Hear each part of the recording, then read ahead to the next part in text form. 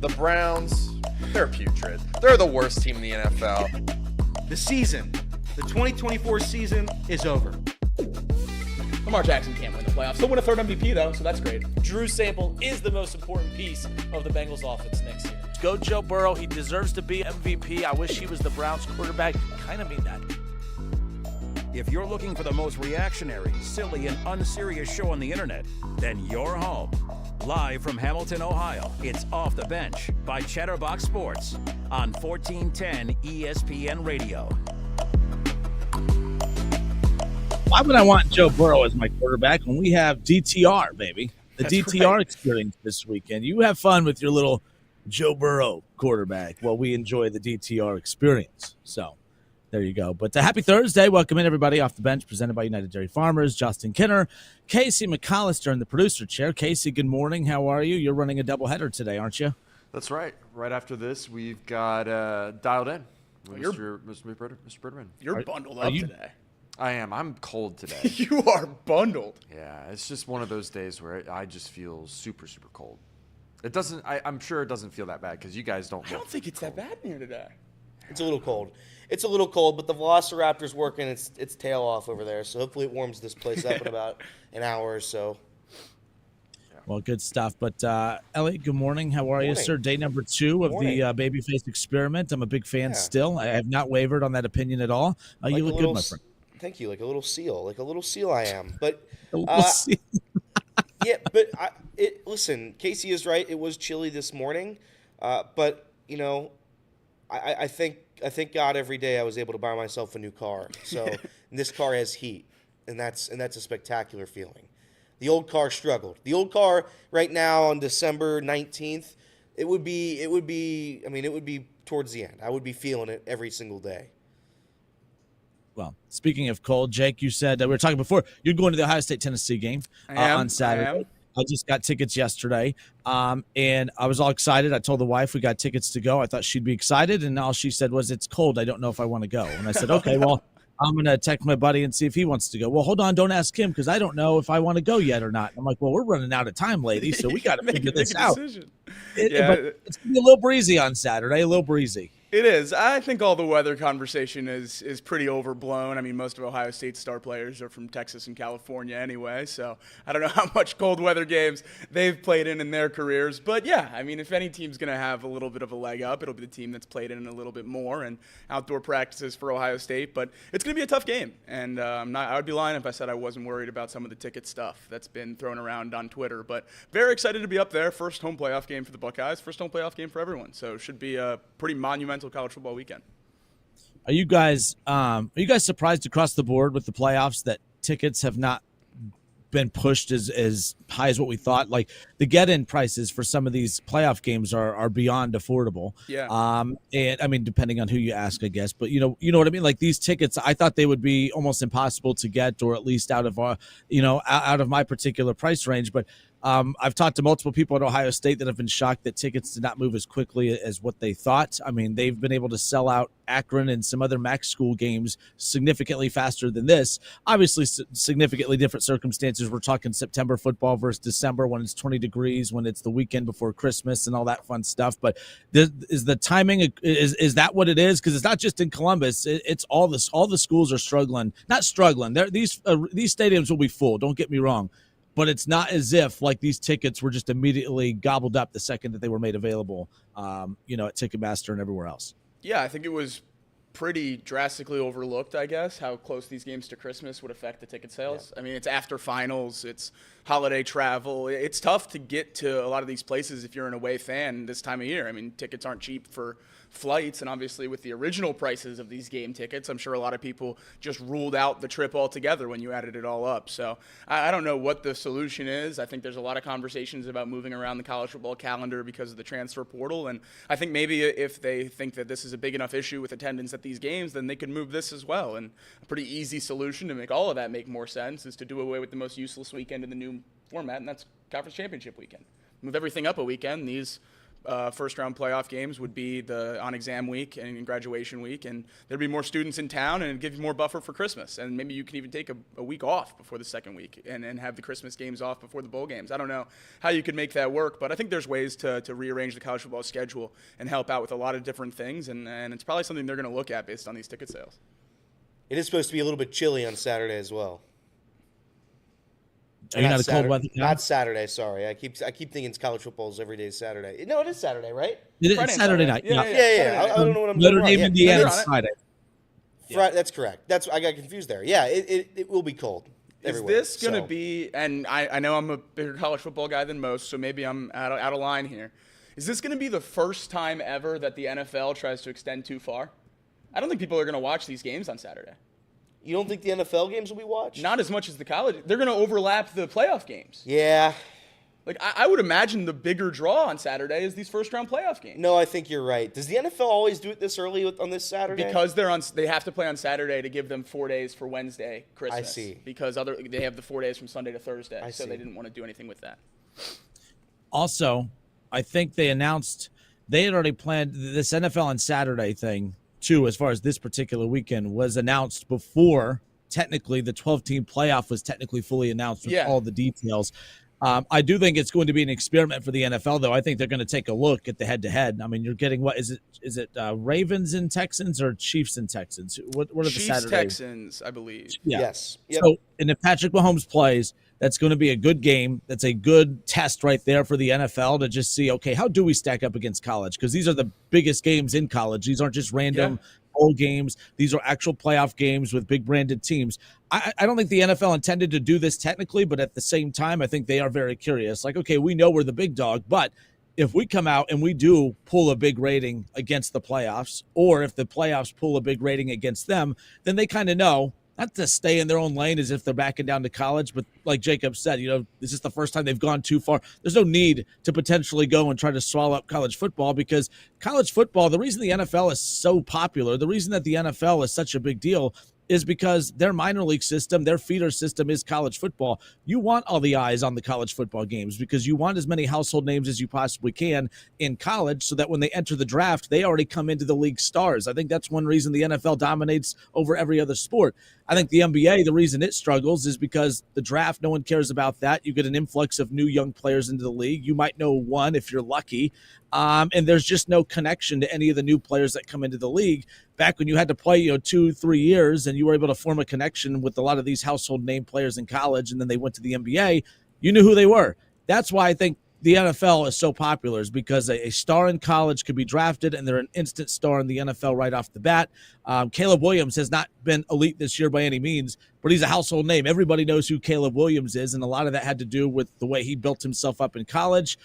Becomes the number 1 overall pick. Hasn't been great this year, but everyone knows who he is. That's why the NFL is king. So I think it would be a disservice to try to bury college football.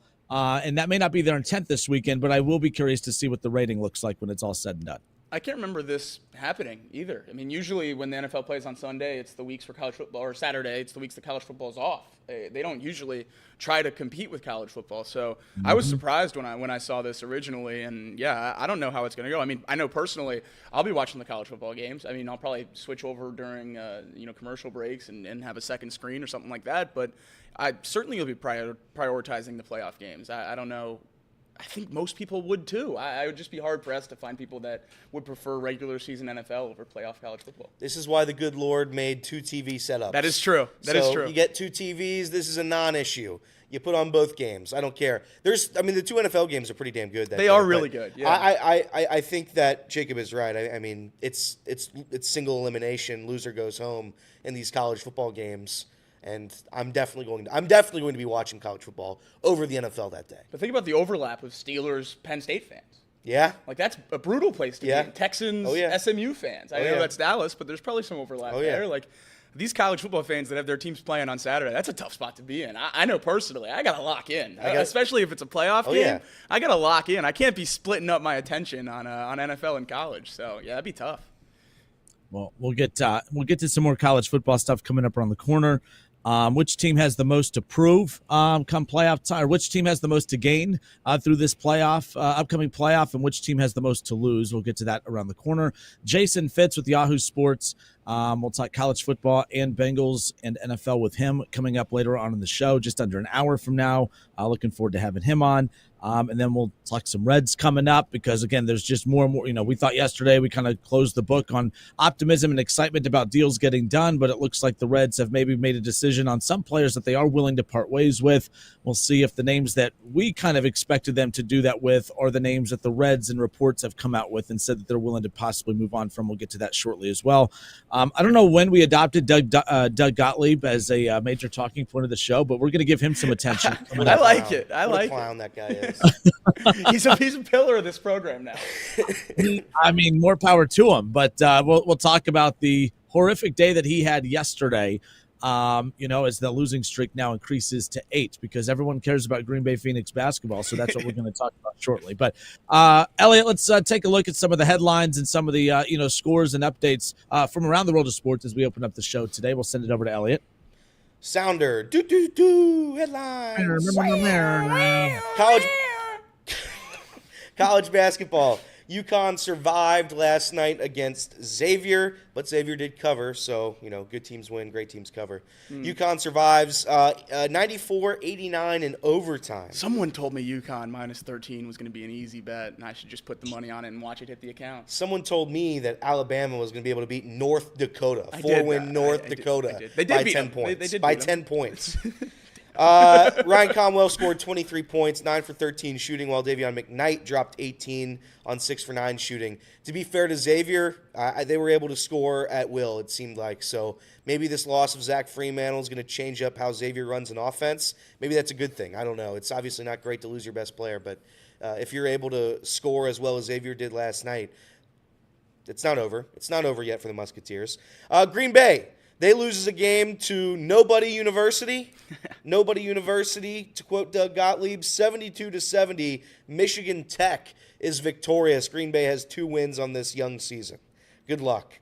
Number 6 ranked Alabama, as I mentioned, they barely beat North Dakota on the road, 97-90. Silly decision to play on the road. It was kind of cool, though. They chose to go to North Dakota. Nate Oates said it was something he learned from Dean Smith back when Dean was coaching at North Carolina. Grant Nelson, a senior for Alabama, one of the biggest recruits out of the transfer portal in the history of the program. He's been there for 3 years now, from North Dakota, from Devil's Lake, and Nate Oates wanted to go play a game in his home state for him. So he had over 30 family and friends there to watch him play. He had a double-double. It was pretty cool. I think more coaches should do that. Playing at mid-major programs is a good way to shine some light on some of those, arenas and other players. I mean, Tristan Eaglestaff, shooting guard for North Dakota, had 40 points last night.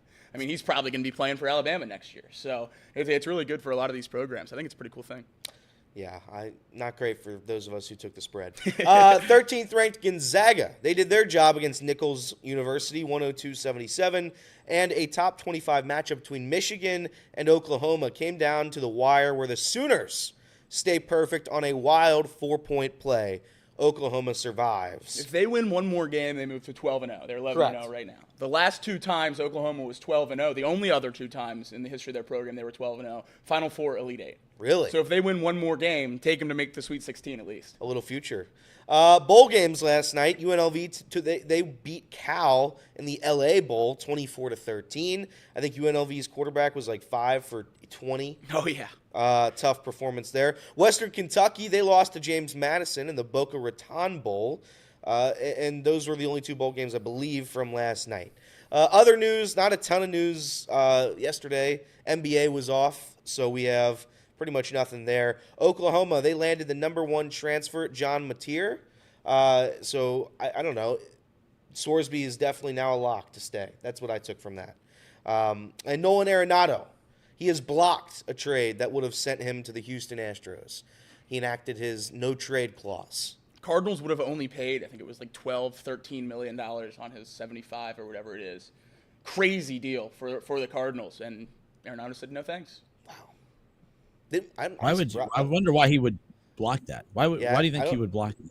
I don't know, because the Houston Astros are good, so that seems silly to me, but to each their own, I guess. And also last night, per source, the Reds are open to trading Spencer Steer and Alexis Diaz. Both of those two players are now on the block. Yeah, and I wonder too. I mean, like we discussed that. I know we'll get more here in a bit, but were those two names for you guys that you would expect to be? I mean, right now, I think we've briefly touched on this throughout the week, but would those be two? I don't think that's surprising. I guess when those two names came out, I was like, well, yeah, that's kind of a given. I mean, the Alexis Diaz thing was kind of discussed last year at times as well, but he was inconsistent to start, so it kind of made it tough. He's one of those that when you look at his results and stats on the season, they deliver. But my goodness, I'm on the edge of my seat every time he's out on that mound. I don't trust him for anything, and I don't know why, because the stats show he delivers. But man, Diaz he walks a guy to lead off an inning. I mean, he makes me nervous every time he gets on the mound. But again, he gets the results.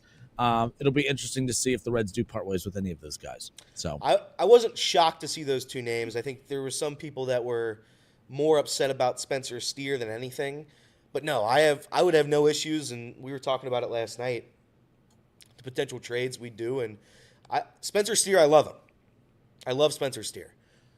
But he does have a little bit of the Jonathan India effect where he's going to be available. He's going to play hard. He can play at any position. He just doesn't hit for a very high average. He doesn't get on base at a very high clip. He doesn't hit a ton of home runs. Doesn't play very good defense. He's just always there. And there is value to a guy 100%. There is value to a guy like that. There's value to a guy who shows up every day, plays any position you want him to, and does his job. Like, he does his job. He's not bad. He doesn't cost the team games. But if you're able to elevate that into someone who can hit home runs, can hit for average, can get on base at a high clip, then I would absolutely do it. It's great that he plays 160 games. I love Spencer Steer.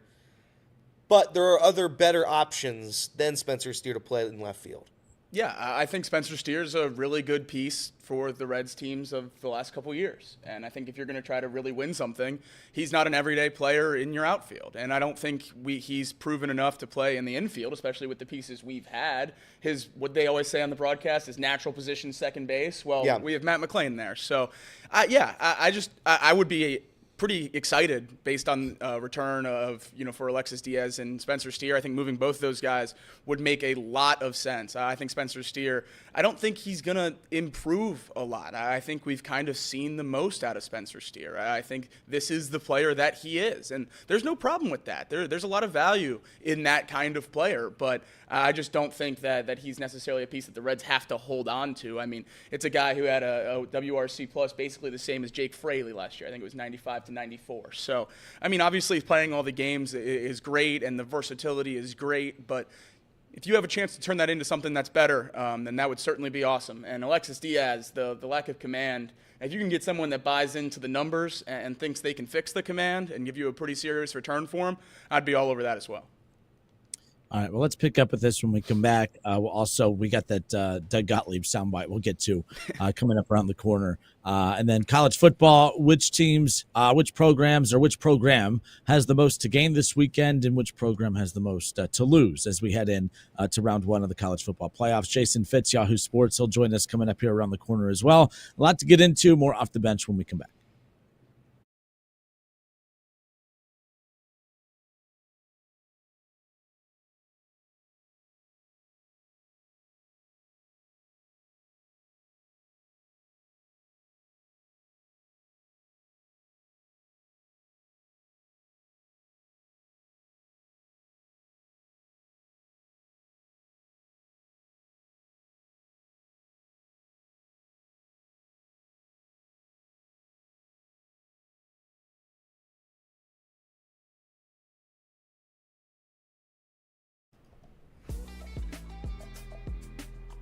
Justin Kenner, Casey McAllister, Elliot Rearing, Jacob Tissett with you here. This is Off the Bench presented by United Dairy Farmers. We will have Dialed In coming up after Off the Bench today, at least on Chatterbox Sports on YouTube. So make sure you stick around and check that out coming up. Luke and Tom Brenneman coming up here around the corner.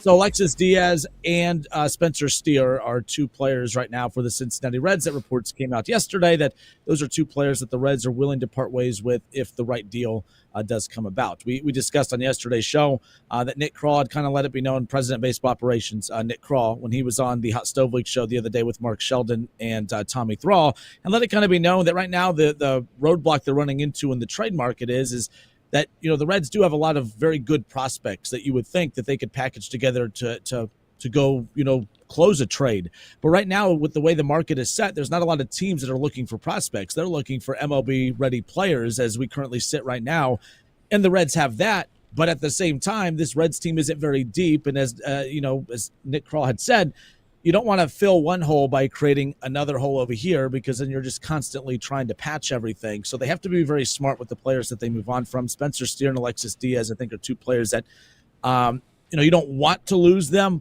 but losing them to improve somewhere else on this roster, I think, is going to be what it takes to possibly get something like that done. The thing you guys mentioned about Spencer Steer, too, is the fact, what we view him as for being a very valuable piece is the fact that he is a flexible and versatile player. He could play multiple positions.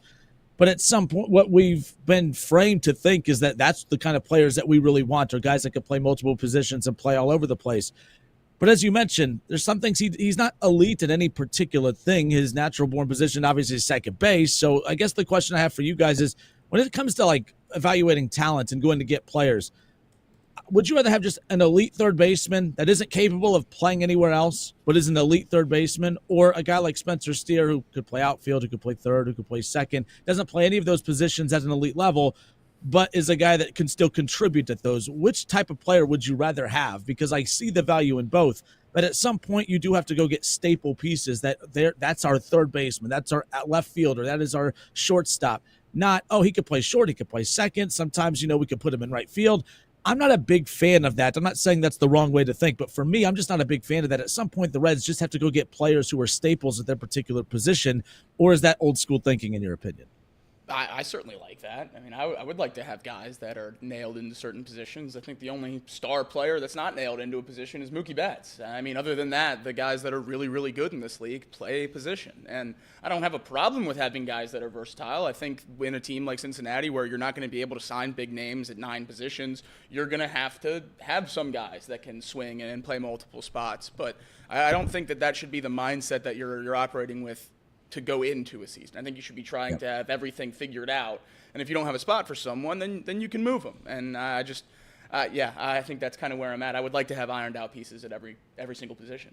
Yeah, I'm with Jacob. I mean, if you have a really good player at one position, that's the ideal place. It's no knock on Spencer Steer. It's admirable what he's able to do, because when you need him to play second base, he's going to be there. When you need him to be at first, he's going to be there. Left field, right field, third base, doesn't matter. Spencer Steer's always going to be ready to play. And to be fair to him, he does bring a lot of runs home. I think he brought in 92 runs last season. There's value to Spencer Steer. There's no doubt about it. In terms of what could you trade for him, I'd imagine you'd have to package a pretty high prospect with him, or at least fairly high prospect. And I don't know. Jacob and I were throwing out the name Alec Boehm last night. That would be a fun player to get for a guy like Spencer Steer. He's going to give you that average. He's going to give you the runs batted in, the home runs. He's going to do everything that you wanted Spencer Steer to do at a higher level. The only thing he's not going to be able to do is just go float around in the outfield and play every position under the sun. But I do think there's going to be value in Spencer Steer trading him away for somebody who's able to play one position and play that position well. Yeah, and you look at a guy like Spencer Steer who could play a lot of different positions, and he's versatile. I think that has more value on a team that's deep, and that isn't relying on Spencer. Like, if any team that trades for Spencer Steer, it's not like they're looking at Steer saying you need to come in and carry this ball club. But all of a sudden, all of his talents are just going to be maximized even more, because he doesn't have to be the guy that is the centerpiece of a lineup or is going to be one of the main contributors. So anything you get out of him is gravy. I think that's more value for a team that has a lot of depth that's out there, to where when he holds a spot in the lineup with the Cincinnati Reds, from a lineup perspective and defensively and, on the outfield or wherever, the Reds need a little bit more. And I think that's why it makes sense to potentially move on from Spencer Steer. But we say all of that. Sounds like we're saying, Spencer Steer's not that good. No, the reason he's available for a trade is because the Reds feel he's a valuable piece that's going to help them accomplish getting a bigger name back in return. But Spencer Steer's a unique talent. But I see people not in this particular chat, but I've watched it when people release that graphic. A lot of people are like, why would you move on from Spencer Steer? My thing is this: you can't be pissed when the Reds move on from good play. Like people did it with Jonathan India. If they do move on from Spencer Steer or Diaz, people are going to do it there. But those are the same people that are also going to be upset if the Reds don't make another move the rest of this offseason. You can't have it both ways. I don't know how you expect the Reds to get good players in the trade market without giving up good players. I'm always curious where the delusion kicks in with certain fans when they think that way, because I'm like, I understand not wanting to move on from certain pieces, but what you're not allowed to do is then be upset if the Reds can't get anybody in return, because there's no one out there that is going to send the Reds talent for no-name prospects at the end of the day. Right, you have to trade something to get something. And Steer, Evan Maurer put it in the chat right there. You add an everyday outfielder like everyone's asking for. What does that make Spencer Steer's role? Because he's probably not playing every day in the outfield then.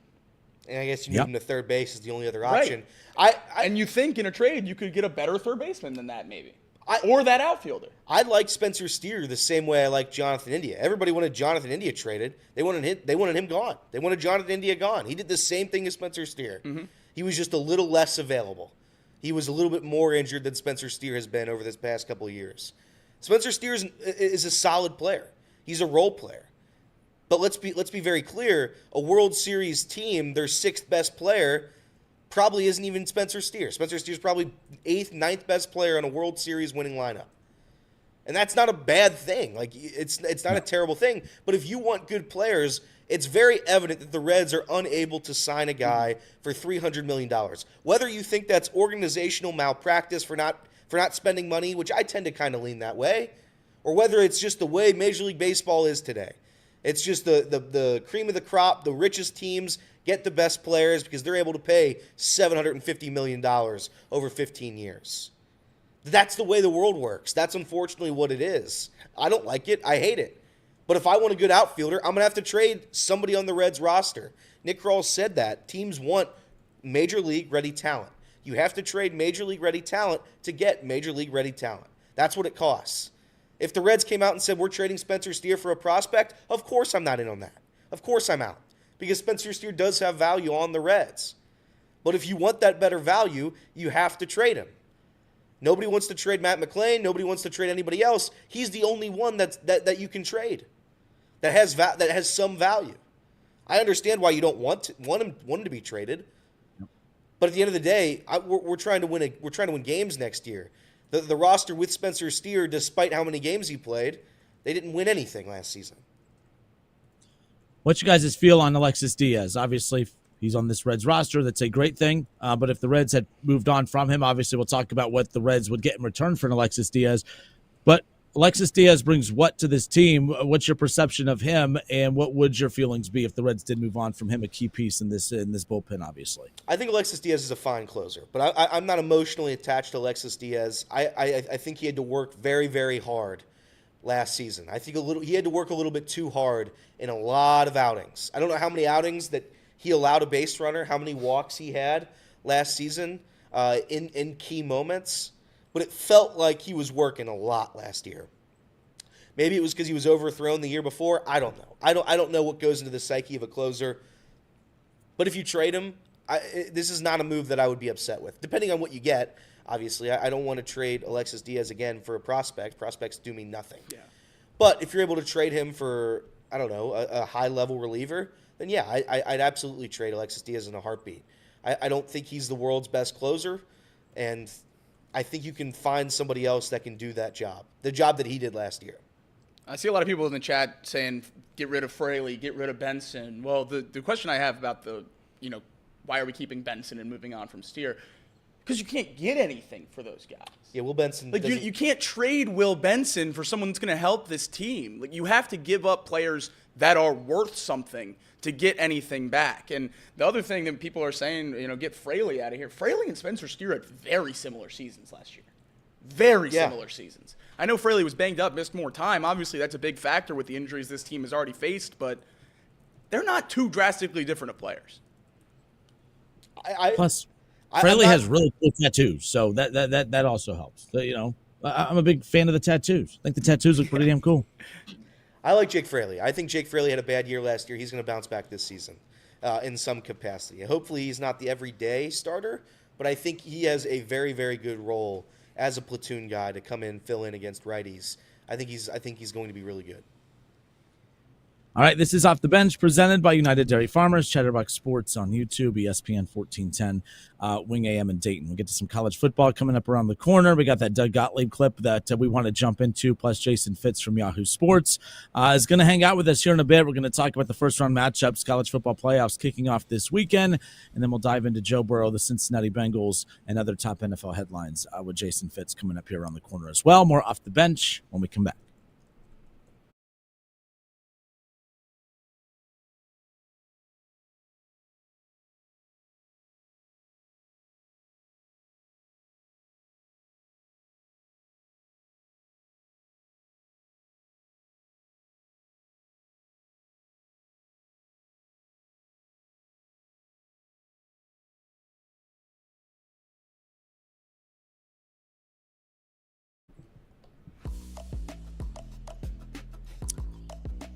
Apparently, we are big fans of Green Bay Phoenix basketball here on Off the Bench.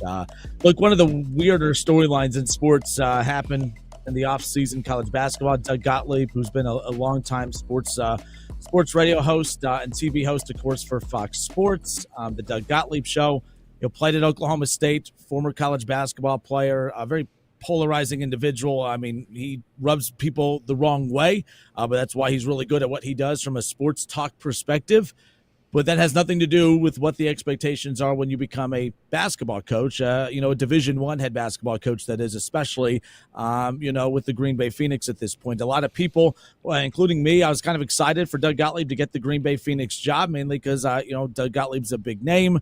I work with Wright State here in Dayton, and they cross paths regularly. I thought it was a cool storyline. But where the storyline took a twist was the fact that he was going to remain with Fox Sports and continue doing his full-time show every day. I mean, he does a daily 3-hour show.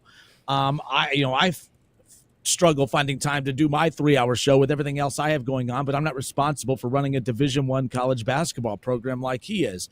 And as we've stated in the past, if you win basketball games, no one's going to even bring up the radio show. It's just going to actually be an even cooler storyline. Man, he does a daily 3-hour show, 15 hours of content a week, while also leading a college basketball team, and they win games. Everything's going to be fine. The problem is they're not winning basketball games. They have now officially lost eight games. They've lost 8 straight games. The most recent loss coming yesterday against a Division II opponent in Michigan Tech, I believe, guys. Is that what it was? Michigan Tech? Is that what the name of the team was? Michigan Tech, the Fighting Techs. I don't even know what they are, to be quite honest with you. But so that's one part of the story. I think they're the Huskies. All right, Michigan Tech Huskies. We'll roll with that. But it's one thing to lose to a Division II team, but that's not what had people talking the most in regards to that. It's because of what was said before the matchup. Here's Doug Gottlieb. Here's the soundbite when he did a media hit earlier in the week that has everybody talking, especially after the results of yesterday's loss against Michigan Tech, their 8th straight loss. Take a listen. Tiers on who to schedule, like nobody. Part of the reason I want to play better teams is like it's 2 degrees outside, snowing. Like I don't really like the idea of nobody you coming in here and like I always thought, like, what do we learn playing a game where we win by 20? But there's a methodology to it, and I'm gonna have to adjust moving forward. These tiers on who to schedule. So I'm a little conflicted. What do you learn by winning by 20? What do you learn? Why does he bring up the weather? It's 2 degrees. It's 2 degrees outside. It's hard to do our job. Why do we have to waste our time You coach in Wisconsin against some guys that might want to play hard? Doug Gottlieb, I listen. I respect him for trying for this little venture, being a full-time radio talk show host, and being a full-time Division I basketball coach. Full-time radio host? Whatever. He's a part-time, full-time. Who gives a damn? Doug Gottlieb making this decision truly is one of the worst decisions in all of human recorded history. No doubt about it. He has no interest in being a good Division I basketball coach. If he did, he'd quit the radio show because you can't do both. You can't do both. Doug Gottlieb cannot be a talk show host by day and then by night coach his Division I basketball program to a 2-28 record. It can't happen. That program's been a disaster. He's by far and away the worst coach in Division I college basketball at this very second. He's benching his best player because he's not playing the Gottlieb way. What's the Gottlieb way? Based on what he just said, it's whenever it's cold outside, you don't want to play against bad teams. That's the Gottlieb way? Doug Gottlieb's a clown, man. And I say that with a lot of love and a lot of respect. But give me a break. This was a terrible decision by Green Bay. I hope they got the press that they wanted. Oh, Doug Gottlieb's going to come coach your program. Doug Gottlieb just sunk your battleship. That's what just happened here. It's gone. It's over. That's what Doug Gottlieb torched right? it all. Huh? Oh, it's It was just for clicks 100% it was for clicks. Because nobody knows the University of Green Bay, Wisconsin. Nobody knows that program. Nobody outside of, I think, Craig Sandlin in the chat, and I don't know who else that works in Division I athletics. Nobody knows them. So they're like, you know what? How do we get people to wear our stuff, our merchandise, go to our games? Let's hire one of the more notable talk show hosts every single day, sports talk show hosts. And it's failed them miserably.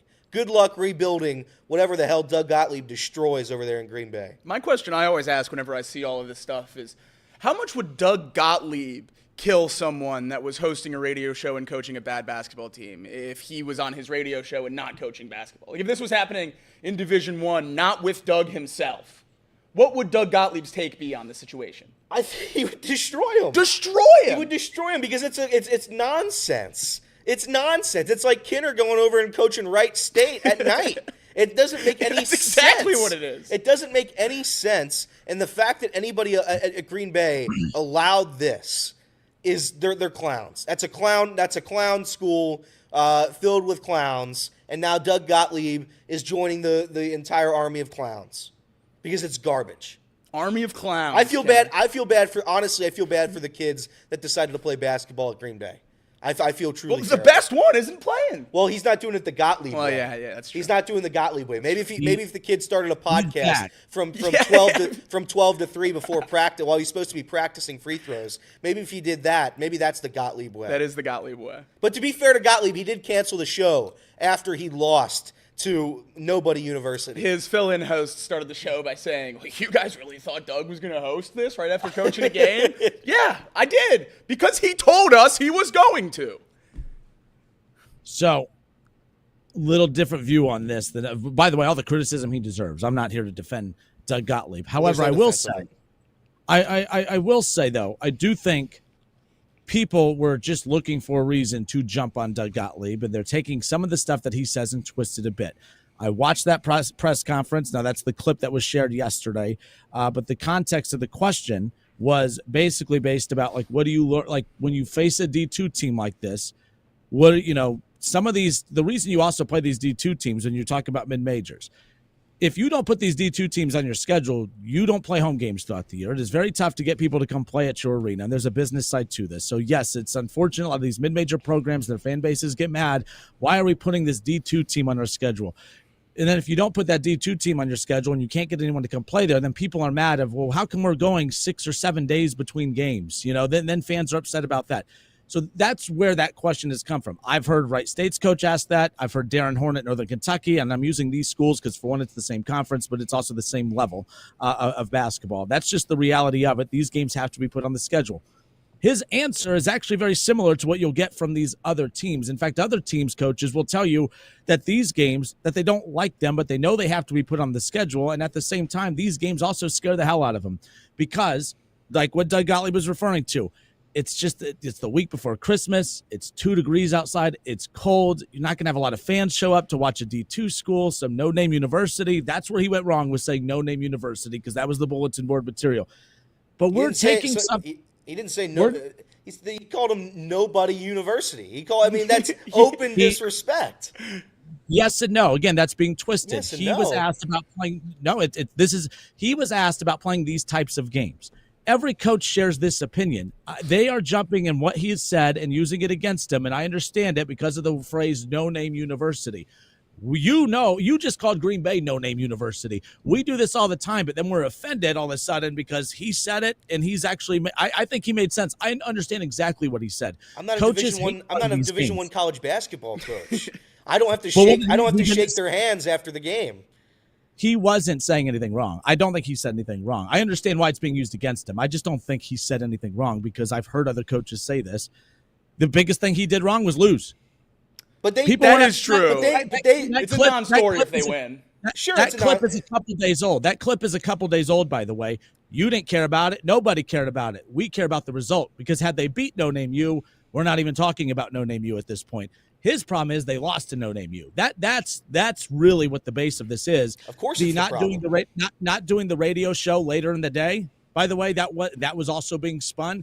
Oh, look, he lost to No Name U, and now he's too afraid to do his radio show. They don't play games at 11 a.m. normally. That's not a normal thing. This was like 11 a.m. or a noon tip-off in the middle of the week.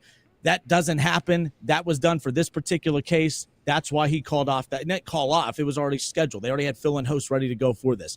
Again, something that had they won, had he not been on the show that day, like he was already planned to not be on their show, nobody's talking about it. The number one storyline in all of this is that you lost to a Division II school for your 8th straight loss. That's what this is coming down to. Doug Gottlieb has actually been viewed as a key, young coaching prospect for a while. The Horizon League is a perfect conference for him to get his feet wet. The other big problem with him is the radio show. I think the radio show has to go. He's going to have to pick one or the other because they're going to lose a lot of games this year. The coach that left them last year had a very, very good team. They won like 25-plus games. They were, I believe, 1 or 2 or 3 seed in the Horizon League when it was all said and done. He left. Every single player on that roster left. He had to fill every single spot on this roster. I'm not making excuses for him. However, I just think people had a vendetta against Doug Gottlieb before the season even officially tipped off. His problem is he's making it easy now. Now he's making it easy to bury him. That's kind of where I am with that. Everybody had a problem with it because it's ludicrous. You don't have 2 full-time jobs, and one of them being basically like 3. A Division I college football, basketball, volleyball, a Division I college coach, that's like 2 full-time jobs. You have to actually coach the team, and then you go out and recruit. You have to pay attention to which kids are in high school and go out and scout them. That's your job. And then you're going to have to do a full radio talk show every single day? Yeah, it's absolutely – and everybody was right. That's why we're all making fun of it, because everybody was right, and they knew this was not going to work. Sure, could he turn that program around? Yeah, maybe if he quits his other job. That's the only other way. They're losing. You think they're actually losing games because of a radio show? I think they're losing games because their coach is uninterested. I think they're losing games because they don't have good players. Well, they're one. And I don't think it's helping. But the one good player doesn't play because Gottlieb says he's not doing the Gottlieb way. He's not playing the Gottlieb way. He missed one game. He missed one game. He was benched for one game because he wasn't playing the Gottlieb way. And by the way, I don't know. So we're mad that, and by the way, the kid apologized and said, it had something to do with like missing practice, being late to practice. So now we're mad that a coach is holding a player accountable? I'm not. Well, I mean, no, I'm not mad at that. I'm mad at the fact that they have one good player and he gets benched. Okay. No, like it does sound like I'm defending Doug Gottlieb at the end of the day. I'm watching the media machine roll him over right now because this is what they were wanting at the end of the day. I'm not surprised they've lost 8 straight. But the reason I'm not surprised is because you look at that roster, they're just not good. They're not good at the end of the day. They have one really good player, the nation's leading scorer at one point. He missed one game. He was benched. He apologized. He even went to the media and said he was wrong. So, yeah. Doug Gottlieb, though, I don't know. It's been a tough week for old Dougie. Adam Schefter got him. Nobody University got him. We'll see who else gets Gottlieb before the season's up. It would be very funny. If they lose out and then somehow go on a miracle run in that Horizon tournament. Would be very, very, very sneak into funny. The field. Would be very, very funny. There was, I think it was 18.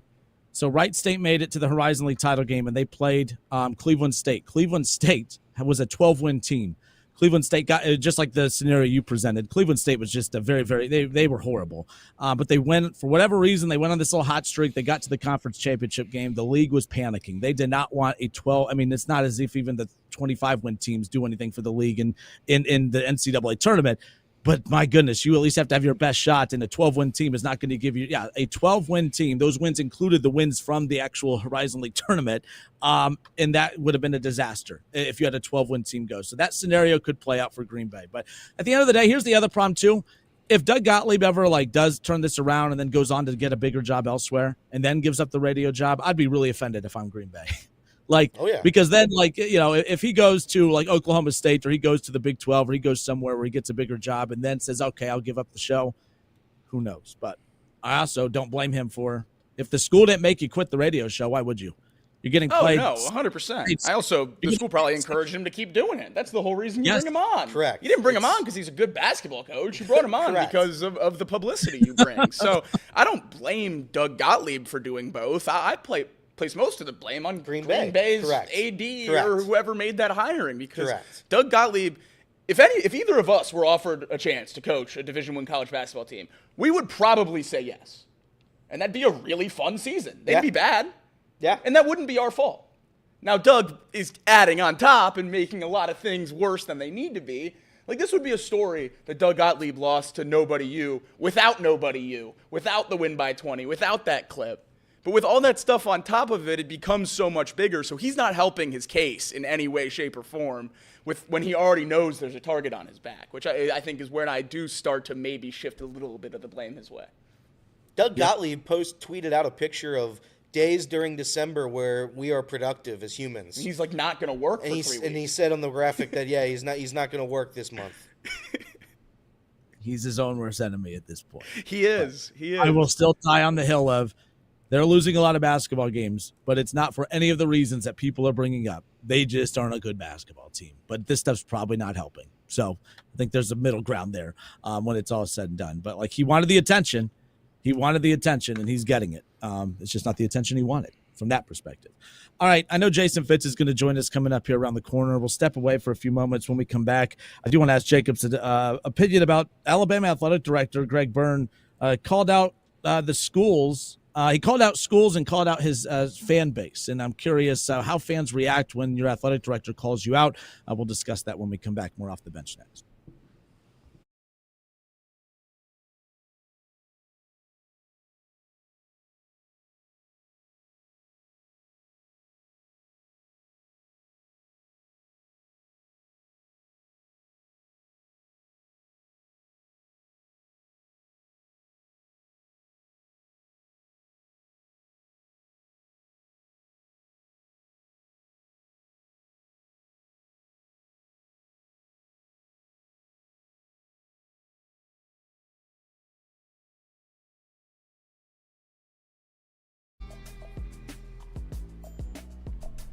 Yesterday, Jake and Elliot, you guys threw out the SEC documentary. Mm-hmm. There's some key pieces missing, correct? Yeah, that's a stinker. Yeah. Like, imagine, you remember Hard Knocks? Right now, Hard Knocks doing the AFC North. But imagine if the Steelers, Bengals, and Ravens backed out, and now all you have is DTR and the Cleveland Browns to cover. Exactly what true. The SEC just did. That's not true. I tune into SEC football whenever Vanderbilt's playing. They are the SEC. That's true. It means more for Vanderbilt. It's why they've been building that stadium for 35 years. It's almost done though. So what are the schools that are in it? What like a lot of all the top schools, all the schools that people are interested in are opting out. Yeah, it's all the bad ones. The opt-outs aren't done yet. I mean, more schools could certainly opt out. It was reported that Florida is in. Other than that, I haven't seen any other teams that are decidedly in. But Alabama, Georgia, Oklahoma, Ole Miss, Texas, and Missouri have all passed on being in the new Netflix documentary on the SEC season. So 2 of the 3 playoff teams, 2 of the 3 playoff snubs. I mean, that's 4 of, 7 or 8 seasons that you're probably most excited to see. So South Carolina will certainly be interesting. How their season went. Tennessee getting to the playoff will certainly be interesting. Vanderbilt upsetting Alabama, that'll be a cool storyline to watch. But the things that we were all excited to see unfold this year in the SEC in this documentary, none of those are going to be present anymore. So I don't really know what the major draw is here. I'm still going to watch it because I'm an SEC fan, and a lot of these other schools impact me in the way I watch college football. But if you don't have any ties to the SEC, I think the overarching exciting points in this documentary are gone. I don't know why you'd watch this if you're a Big 12 fan or a Big 10 fan even. Do you see the value? I mean, some of these teams don't see the value in it. Now, to be fair, I think Alabama's a brand that it's like, you'd like to see them be involved in this, but Alabama's probably saying, hey, obviously exposure's exposure. It's not a bad thing, but like, they don't really need this documentary. I think there are programs in the SEC that live in the shadows of the Alabamas and obviously the bigger SEC schools. I think a program that would benefit the most from all this, I think the fact that Tennessee the fact that they've yet to opt out of this, I think that they're a program that honestly would probably benefit greatly from doing something like this. Is there value in doing these types of shows? Because it's interesting. I'd like to think that there is, but then you see all these schools opting out of it. They don't see the value in it. But if I'm a Tennessee who lives in the shadows constantly of the Georgias and the Alabamas, and now Texas comes in and they're, fighting for an SEC championship in their inaugural run in the SEC, they're living in the shadows of all these teams. They got a big showdown with Ohio State. They have a chance to make some noise this coming up weekend and be a big talking point. I'm not surprised at all that they're taking this opportunity to be highlighted in this documentary. Yeah, I think it's a good idea, especially with, youth and recruiting and how much kids watch Netflix and the ratings that all these other sports documentaries have gotten on Netflix. I think it's certainly a good idea, and I think it would help with recruiting. And like you said, maybe those big brands don't need it, but Tennessee, it'll certainly help, and a lot of those other schools will certainly help. The opt-out that shocked me the most, Ole Miss, this seems right up Lane Kiffin's alley. So I was shocked that he took the Rebels out of this one.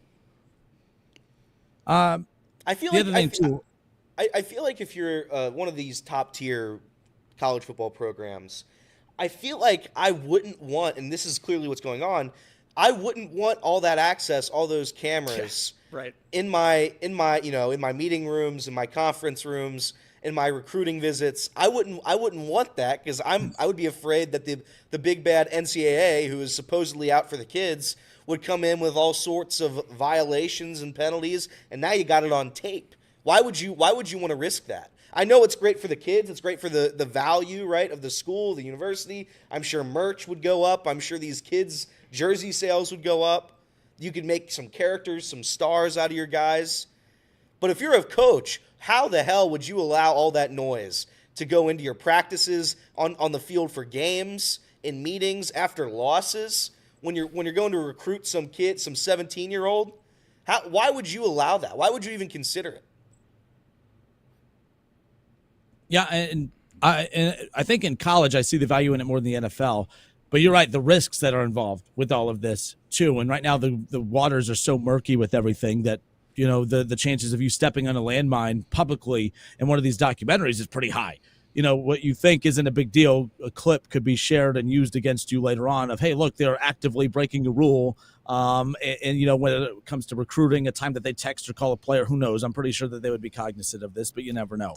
Let's say a Georgia kid, no offense to the University of Georgia, but let's say a Georgia kid commits commits another parking violation, and you have to have that now on camera. Nobody's dealing with this on camera. Nobody wants to do that. And I'm sure there would be clauses where they'd have the final say. That was my question originally before the opt-outs. The universities would certainly have the final say. But even if they had that final say for the cut, the NCAA, I don't know what the NCAA is allowed to have if it's been recorded and somebody leaks that information to them and says, look what we got here. Nobody else is going to see it, but you certainly can, head of the NCAA. Right. And obviously Alabama opted out, so the specific example wouldn't exist, but I'm sure there's other players at other schools. How would it work for a player like Ryan Williams? A star player that certainly would want to be a main point in the documentary if you're going to an Alabama practice. He's 17. Yeah. How do the releases and stuff like that go, working with parents in the university? They would certainly get final cut on anything he's involved in. So I wonder how that works with the age discrepancy in college as well. I mean, we have some guys 25, 26 years old, and some guys 17, 18 when they come in for spring practices. So I think that's certainly interesting as well. Jake, you sent us stuff last night about the JUCO. The changes with JUCO right now, like that kind of is going to impact college football and athletics in general, big picture. Yeah, yesterday there was a ruling on Diego Pavia's eligibility that I think could drastically change college football, maybe forever. And basically, if it's upheld, this ruling on Diego Pavia being able to play in 2025 establishes that because of NIL and the lost opportunities to earn NIL at the JUCO level, JUCO won't count towards eligibility anymore. And that's a huge deal because these guys playing at JUCO, those freshmen, sophomore, those two or 3 years at JUCO, those count towards your NCAA eligibility. So when they transfer up to the Alabama, Ohio State, any of these schools that dominate the JUCO ranks, they only get a year or two of eligibility. Now with this Pavia ruling, if it's upheld, they'll start as freshmen when they get to these campuses in terms of athletic eligibility in the NCAA, which means, I would imagine, and a lot of other people are jumping to this conclusion as well, schools, instead of using scholarships on players they know won't play right away and burning red shirts and roster spots, you stuff some kids in JUCO programs where they don't have to burn eligibility, and then you bring them up year after year as recruits in the next class or so, and you can elongate classes and star players, spread them out a little bit more. I think it's really, really interesting, and it's going to come down to the wire whether or not this is upheld, and if it is, we're going to see some major changes in the way recruiting and college football rosters are built as a whole. Well, the one thing we know about college athletics, they don't like change. So, nothing will change. It'll all stay the same. It won't change at all. But no, this is Off the Bench presented by United Dairy Farmers, Chatterbox Sports on YouTube, ESPN 1410 Wing AM in Dayton.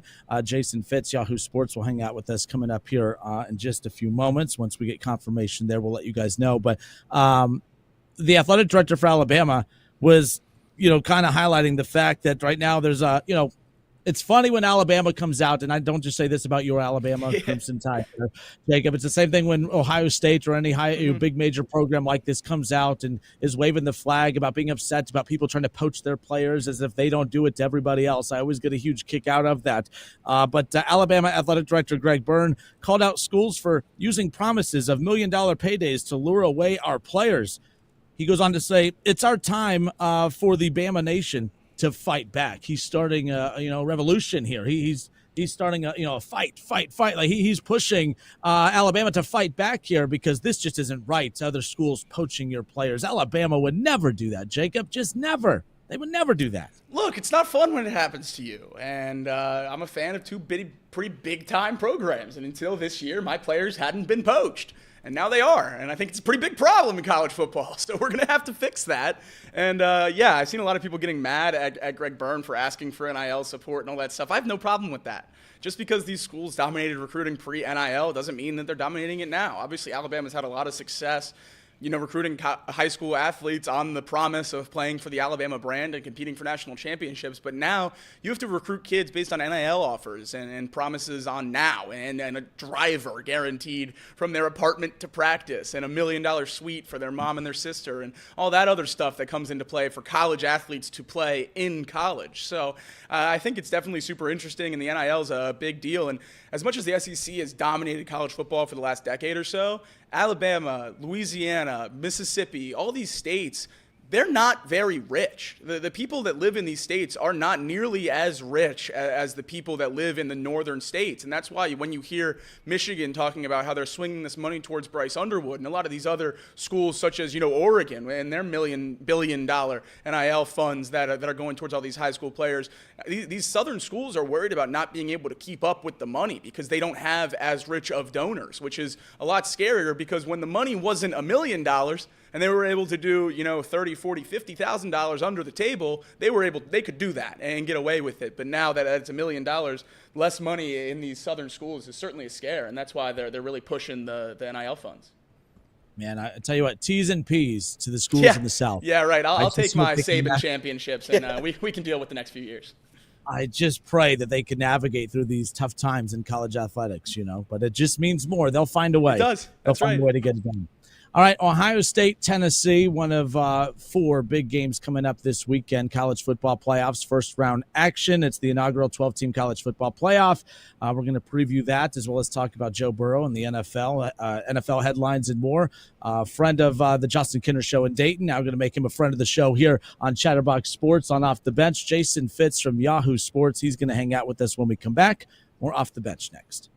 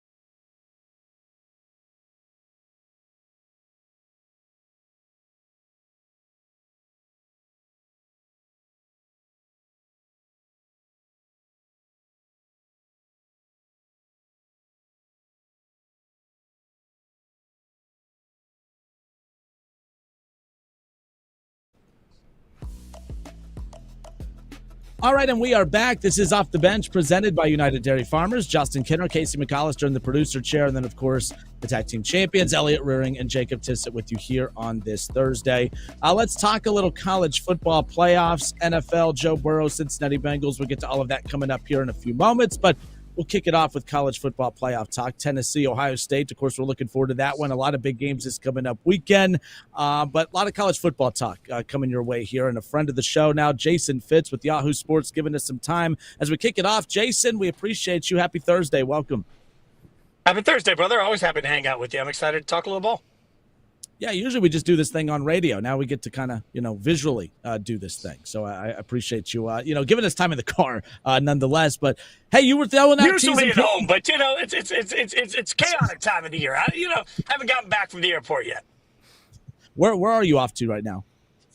I just came back from Florida. So, this is back from Florida in time for the college football playoff coming up this weekend. And what will be the best weekend, I think, in college football history. Like, there's just, I say that, I know it's hyperbole, but man, when you have home playoff games, this thing is just going to be absolutely incredible. And watching Tennessee fans try to take over the stadium in Columbus, it's stunning. I'm not that stunned from my Tennessee background, but it could be a stunning look. Like, these are the things we're going to pay attention to suddenly, that, neutral site games. It's only going to be a reminder that we should do this every round of the playoffs. There should be no more bowl game in the middle of nowhere that nobody cares about from the site in the playoffs. All playoff games should be home and away playoff games moving forward. Do you think, I don't feel like it will, just because all the money with the bowl games are invested in there. It makes sense to do it this way. I think we're going to see some great things this weekend. I'm with you. I want that all the way up through the national title game. But you don't think that'll ever be the case, right? No matter how successful and how great the atmospheres are for these first round games, you think that'll ever put the pressure to change that format moving forward? No, but I do think we have to acknowledge the cash on hand is going to be a big difference. Like, I just heard the thoughts and prayers to the Southern schools. Let's also acknowledge the fact that if you're Columbus, you know what you're getting? An extra home game. Now, I covered the Nashville Predators through their Stanley Cup final run when I was on radio in Nashville at the time. And one of the incredible things about that run that I'd never really thought about was every single additional home playoff revenue, and that really made a difference to the team for the next several years and what they were capable of spending. Now think about NIL and what it's going to mean to have 100,000 people in a stadium. I don't care who's buying the tickets. If you're Columbus, you need those tickets sold, but also think about the massive amount of money that brings in. When you start talking about the bidding war to get a quarterback that's going to be real college football moving forward, a home playoff game is going to be super advantageous. I'd argue that the home playoff game is going to be advantageous to NIL for Penn State, for Ohio State, for years to come, as opposed to, a neutral site game that you get in the second round of the playoffs. So it's a big advantage in what they could spend next year. I've talked to people at Ohio State that, we carry Ohio State football here in Dayton on our radio station, so we work closely with them, and they're not struggling to sell tickets by any means. Tennessee got their hands on, I think I saw 35 to 40% of the tickets that have been sold this far have been bought by fans of Tennessee at this point. But they said, hey, the stadium is going to be full, but tickets have not been flying off the shelves the way that they had anticipated. And that's not Ohio State, Columbus. That's not been the only report of that being the case. Are you surprised that as many schools have come out to say that, hey, we're kind of surprised that tickets are moving, but they're not being just taken off the shelves the first day they were available? Are you surprised by that at all, or should we not be, since it's the holidays, it's cold, it's December, and a lot going on? Are you surprised by any of that? No, but I think there's one other factor that we should acknowledge as part of the context here. Many of these college towns are just tough to get to. Like, if you're in the NFL and suddenly you have a playoff matchup against the Lions, you can fly to Detroit. Everybody flies to Detroit. Suddenly getting to Happy Valley, like, I've been to these places. They are a pain in the butt. The limited airline, like when I was traveling with Game Day, with ESPN at the time, a lot of people don't believe it's real. It is. We didn't know where we were going until Sunday. And late Saturday night. Issue number one was, how the hell are we getting there? And I think we need to understand that that's going to be an issue for everybody in these college football playoffs. Like, if you're at SMU and you want to go to the game at Happy Valley, good luck finding flights, and then good luck finding hotel rooms. Part of the reason I think that Knoxville to Columbus because Nashville, all of Tennessee is such a Tennessee state. You could drive there. If you want to, you could drive there. You don't have that advantage in some of these other places. So I think when you factor in the weather, the difficulty to get there, the limited flight options, the cost of doing it when you have a limited amount of time to make the preparation for that, and the holidays, and the fact that school isn't always in service in all of these places. Like, smartest thing Notre Dame did last year when they found out the schedule was they changed their academic calendar to extend finals to Friday. And usually they would have been a week ago. But when they found out the college football playoff schedule a year ago, they changed their academic calendar to match it so the kids would still be on campus on Friday for the potential of a playoff game. I think we're going to see more schools have to do that. And then you're just going to have this realistic, it's tough to get there for a lot of these places. Yeah, certainly a big problem so far, and we've seen it with the ticket sales. You mentioned how excited you are for the home playoff games. I am too. I think all college football fans are. Do you think some of these ticket sale problems could be used by the bowl games in the future, though, to try to pull these first-round games back away from the home stadiums? Just seeing these ticket prices fall through the floor over the last couple of days certainly has me worried as someone who's really excited for these home games. I think once we see the home games, everybody's going to realize that, as much as we love the stadium, this is also about the experience that gets people excited. I do not believe that a neutral site game would be as exciting to the average viewer as Indiana taking on Notre Dame at Notre Dame. Like, that's just going to hit different. So I think TV money is going to make up for this because the viewership's going to be through the roof over the course of the weekend. Hey, guys, I don't want to bury that either. Like, the fact is, I think we have a really good shot of getting at least 3, maybe 4 decisive wins here. I will say I think 3 blowouts. The only game that I think has even potential to be good is the Tennessee-Ohio State game, and that depends on what version of Tennessee we get in that matchup. It's not lost to me that the viewership's going to be through the roof. The TV money is going to be great, and the product might just be trash. Like, we could be looking at a lot of blowouts in the college football playoffs. So atmosphere is going to matter to keep people watching. Looking at that Ohio State game, obviously Ohio State kind of matches up well with Tennessee based on what we've seen so far this year. It should be a game that leans Ohio State's way if everything goes their way. But could they be mentally defeated just after that Michigan loss and really not have their full ready to go for this first-round playoff matchup? This is going to be a tough message for fans to hear. But I don't think there's mental fatigue and there's this carryover of losing the game to the players and the coaches that there is to the fans. I understand how important the game is, but if you're a player and you understand this, and like, look, I'll use an NFL analogy. Like, I'm humble brag, I'm really good friends with Max Crosby. And one thing that I've learned from Max Crosby is that while I, as a Raiders fan, absolutely hate the Broncos and the Chiefs and the Chargers, Max loves a lot of those people that play on those teams. Every week really is one week. These things that we hear in the NFL, college fans don't want to hear. But, I mean, when you've got a picture of somebody with the Georgia tattoo announcing that they're going to Penn State in the transfer portal, like, I think we have to acknowledge that these players understand that what's ahead of them is a chance for a championship. So losing the game probably hurt for about 24 hours. And we'll hear all the right things about the game because that's how they sell it and that's how everybody's supposed to feel. You say the right things, but, man, even in the transfer portal, I think we're going to see more and more. There's going to be players that shift back and forth between some of these teams. So, no, I don't expect there's any mental fatigue because I think Ohio State understands that winning or losing the game will not be what defines their season. Winning in the playoffs will. I certainly hope you're right there and they're able to bounce back. But because of exactly what you just said, Ryan Day's job is not on the chopping block just because he lost to Michigan. But if he were to lose in a somewhat embarrassing fashion to Tennessee in the first round, I know Ross Bjork has been pretty steadfast that Ryan Day will coach the Buckeyes next year. Do you think there's any outcome in this playoffs that could crack that door open for a new coach for the Buckeyes? A blowout, if they absolutely got demoralized and embarrassed, I could see where that might change the tone. But, guys, I don't think so. I think this is a lot like Michigan. If he loses, remember, we were all sitting there saying Harbaugh's done until he won a natty. I think this is going to be the same thing for Ryan Day. I think what happens here is escalated pressure next year. I would argue that Ryan Day doesn't even have the most pressure of any coach in the playoffs. That's James Franklin, because Tennessee is at least a valued opponent. SMU isn't, and frankly, neither is Boise State. So even if Michigan turns around, even if Penn State turns around and wins in the first round and the second round, I could still see Penn State fans saying, yeah, but who'd you beat? You know what I mean? Like, the pressure won't alleviate for Penn State. I think there's more pressure on Franklin to win than there is on Ryan Day. I think Ryan Day's back no matter what. So Jason, our producer Casey, is very, very happy with you right now because we had this debate a while back about who's facing the most pressure. I agree. We brought up Penn State, we brought up James Franklin, but the counter to that was the fact that there's pressure, yes, in the eyes of us on the outside looking in, but I feel like there's a lot of Buckeye fans, or there's a lot of non-Buckeye fans that think it's crazy that many people think Ryan Day's job's on the line because they lost a regular season game against Michigan when really it's all about the national championship. But we all feel his job could be in jeopardy because of the pressure that we feel within the program with Ryan Day.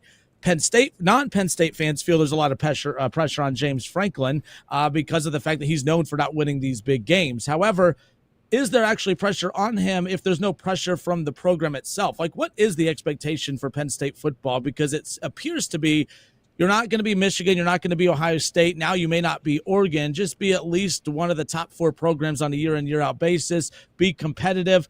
James Franklin's has never been a guy that has won big games in the past. Why would all of a sudden now start to be what leads to him having pressure on him? From your perspective, why would that be? I work a lot with Adam Brenneman on the College Football Power Hour, who played for Franklin and Penn State. And one thing he'll tell you is that for the last couple of years, the argument has been, yeah, but if this were a 12-team playoff, Penn State would we're still one of the nation's elite, yada, yada, yada. They've been able to justify why the result hasn't necessarily been what they want with a yeah, but. That yeah, but is now gone in the college football playoff for a couple of reasons. One, they're in, obviously, but two, they got what most are viewing as the most favorable bracket, right? Like, they have a real opportunity. SMU is not really a threatening college football playoff team in the eyes of most, a team that many didn't think belonged in the college football playoff. And then they get a group of 5 out of that, a group of 5 that's, frankly, I think more one-dimensional than we're talking about. So they get what are perceived as, you have brand bias sometimes as a fan and as a program. You say, well, we're Penn State. We should be better than SMU. We should be better. Ohio State taking on Tennessee. Let's remember that Tennessee was the top 5 team at one point this year. And Tennessee has played when they can get out of their own way like a national champion. So losing to Tennessee, there's no shame in that. Losing to SMU or Boise State, I think hits different for Penn State because you no longer can hide behind yeah, but if things were a little different, like now all of a sudden it's, hey, we didn't win our conference. Hey, we can't win in the playoffs. Like I do think it elevates for James Franklin in this situation. Texas and Clemson. That's another interesting matchup right there. When we talk, like, my big thing about the 12-team playoff is when we knew we were going to see teams host, I didn't want to see 2 ACC teams going head-to-head or 2 Big Ten teams going head-to-head. I love these different matchups. So seeing Clemson have to go to Texas, I love that. Obviously, Tennessee at Columbus. Notre Dame, Indiana. I mean, Indiana is not the sexy brand, but that's a fun matchup right there as well based on the season that they've had. But this Texas-Clemson game, there's something off about Texas. I don't think that's a hot take. I think everyone shares that. But what's off with Texas? Is it as simple as just Quinn Ewers? We were talking on yesterday's show. Can't recall a season where so many quarterbacks regressed. So many quarterbacks that had high NFL draft grades coming into a season where so many of them regressed at the same time. We've seen that with Carson Beck. We've seen that with Quinn Ewers. We've seen it with multiple guys. Quinn Ewers, what is going on with him, and is he the number one factor that is going to lead to Texas having success in this playoff or not? Yes, he is. And look, he hasn't been the same since he was out with the shoulder injury. I just wouldn't be surprised, guys. I don't have any reporting on this. It's just watching it. I wouldn't be surprised if by the time this whole thing ends, we find out that Quinn's going in to get something cleaned up in that shoulder because he just hasn't looked the same since the injury. I think that also is going to lead to Quinn coming back next year, playing for someone. So I don't think it'll be Texas, but he'll play somewhere. So you're right about the regression. And the problem with the regression here is it's made you particularly one-dimensional if you're Texas. The only way Texas has been able to win is if they can run the football well because Quinn is not somebody they can rely on to win these games. Their defense has a bunch of grown men. I mean, they got adults on the defensive side of the ball that play really good football, but it doesn't matter if you can't generate points. For the sake of this game, though, I don't think that hurts. Clemson is not really a college football playoff team. This is the same Clemson team that just got shellacked by South Carolina, right? Like I think Texas is going to win this game handily. I don't think that means that everything's fixed for Texas. When we saw it in the SEC championship game, when they cannot establish the run, they cannot throw their way out of it. So teams aren't even scared anymore of Quinn Ewers throwing the football. I'm a little surprised we didn't see Arch. I'm a little surprised we didn't make a change at some point because they need a little more athleticism behind the center right now. I'm surprised at the way Sark has approached the last month of this season. I think it's a liability for Texas, but they're beating a team in Clemson that stole a playoff bid that doesn't really belong there. everyone's focused on the playoffs, and rightfully so. It's the first round of the first 12 team. It's a big deal. But the transfer portal also happening right now, and we're seeing players on these playoff teams leaving their teams, some with moderate roles, like Bo Prabula at Penn State, their backup quarterback who played quite a considerable amount in their offense, now leaving to enter the portal. Is there any change coming to this portal window? Do you think it's as big as a problem as a lot of people are saying? And how can you even fix it with the way the academic calendar is set up right now? So great point on the academic calendar that we need to remember. I don't think it's easily fixable. Right. I think it's a glaring issue, but I will defer to Mike Golick Sr., who I talked to about this the other day on Gojo's show. And one thing that Golick Sr. pointed out is how many players are in the transfer portal, and then how many of them are actually impacted. One thing we always talk about in the NFL, when they say, why does the franchise tag still exist? Well, the franchise tag only impacts 32 players. So are they going to negotiate thousands of players based on 32 different guys? No. Realistically, how many teams are truly impacted in a negative way by the transfer portal? 5, 6, maybe? Is that such a reason that you change the entire academic calendar for every college football program? I think the answer to that is no. I think this is just one of those things that stinks. Kind of like for me growing up in Vegas, I'm a UNLV fan. Did last night's bowl game matter? Like I'm looking at a UNLV team that looks nothing like UNLV did 2 weeks ago. Like, just like coaches in some of these programs are going to have situations where they have to walk away from the sidelines, so are some players. I think it's an unfortunate byproduct of the transfer portal. I think it should be changed. I don't think it impacts enough players and teams in such a real dramatic way that they actually push for change. So I think this is just an annual yelling and screaming that we'll all do, because at some point it's going to hurt a team. And then maybe if we, God forbid, we live in a situation where a quarterback gets hurt and suddenly the backup quarterback is no longer in action, now we're going to have an issue. But I don't think there's going to be enough problem to warrant a change, even though I do think it's a smart point that the academic calendar, it would take true academic change for the sake of football across the college football landscape to change it. I don't think that's going to happen. Jason Fitz, Yahoo Sports, hanging out with us here today. This is Off the Bench, presented by United Dairy Farmers. Jason, we got a Joe Burrow and a Bengals question to throw at you as we wrap this up here today. So we'll step away for a few moments, and we'll wrap it up with our friend Jason Fitz when we come back. More Off the Bench next.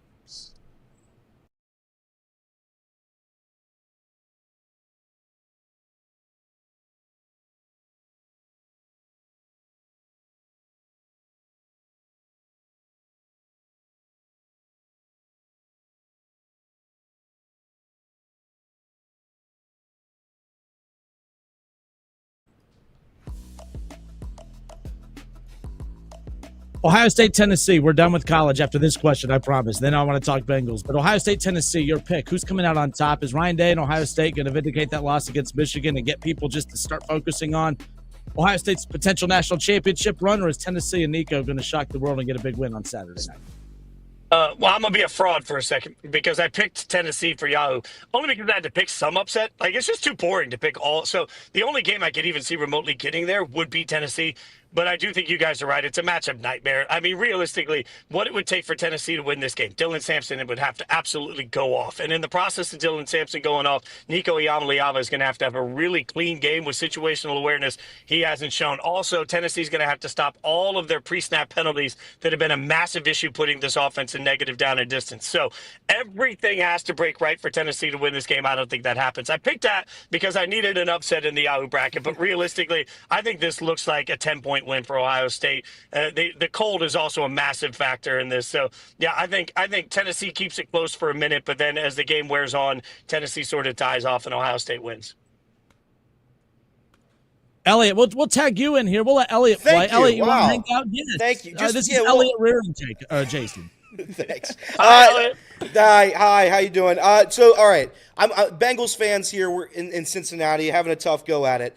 I feel like every day we wake up and we hear Joe Burrow's unhappy, Joe Burrow's frustrated. It's the end. Joe Burrow's going to request a trade like Carson did.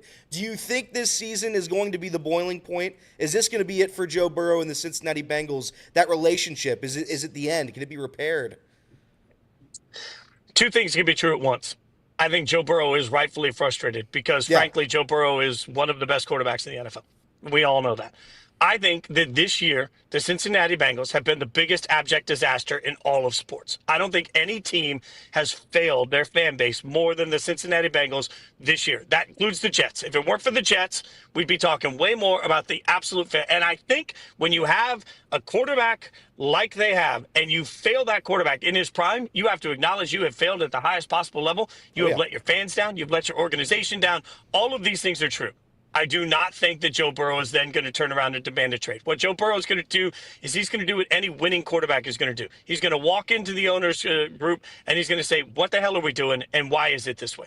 And he's going to ask for answers and he's going to make a loud noise. That's what great quarterbacks do. Great quarterbacks turn around and say, this is not acceptable.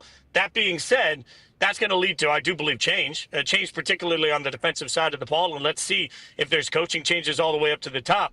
Maybe there should be. Ultimately, he should be demanding change. That change isn't going to a new organization. That just is so rare to happen in the NFL. Franchise quarterbacks are franchise quarterbacks for a reason. I think Joe Burrow is going to play the majority of his career at Cincinnati. You never know how careers end, but he's going to play the meat of his career at Cincinnati. They're going to figure this out. He's too good not to have it happen, but he's frustrated, and he should be, because it's the biggest disaster in sports this year. You talk about forcing change, and usually Joe Burrow's kind of reserved in these press conferences. Well, lately he's been dropping things like, we're going to try to do everything we can to bring T. Higgins back. T. Higgins just switched agents. He's now with Jamar Chase's agent. This is a guy that many Bengals fans believe it won't be here next season. Bengals are going to be unwilling to pay whatever that price tag is. My question to you is, what do you think that price tag is? I have at least the belief right now that because of the injury history, he's again struggled with that hammy all year long. He's struggled with injuries in the past. It's the soft tissue stuff. Do you think teams are going to give him that $30 million contract next season? Yes. And you're right that should teams? Probably not. Yeah. But is free agency for a reason? Everybody overspends the first day of free agency. Yeah. And if you are a team that doesn't have a number one, T. Higgins is your easy answer for it. The other side of it, too, and I hear Joe Burrow, my God, go pay T. Higgins, of course, because he wants his world to continue to be as easy as possible to be great at what he does. I respect the hell out of that. I also think we have to acknowledge that it is easier than ever to find wide receivers in the draft. I'm not saying that's a fail-proof system, but if I'm the Bengals, I can look at it and say, man, I don't know, shouldn't we just focus on going out and getting a guy that can help us? There's so many wide receivers that come out every year. I feel like every year I cover the draft, we're sitting here saying, this is the best wide receiver class we've ever seen. I realize this year's draft looks a little weak, but you also have to look at overall your business plan. They look at things in 2-year windows. So if the Bengals are scouting the position for the next 2 years, do they look at the wide receiver class 2 years from now saying, hey, that's good enough, let's take a little step back to take a big step forward, not invest money? That's real for how teams analyze talent. I think it makes a lot of sense to let T. Higgins walk as much as nobody wants to let T. Higgins walk. I don't think it makes a ton of sense to pay him top market money. I do think that he will end up somewhere on top market money. I will say this, too. Although it makes no financial sense, I would have no problem franchising it one more time, even though that's just the beast of the burden, and then try and find another wide receiver down the road. So I think that T's going to be a number one somewhere. You're right, the injury history should drive down the value, but teams don't spend smart on the first day of free agency. Final Bengals question for you from me. Zach Taylor is a guy that's taken a lot of heat in this city.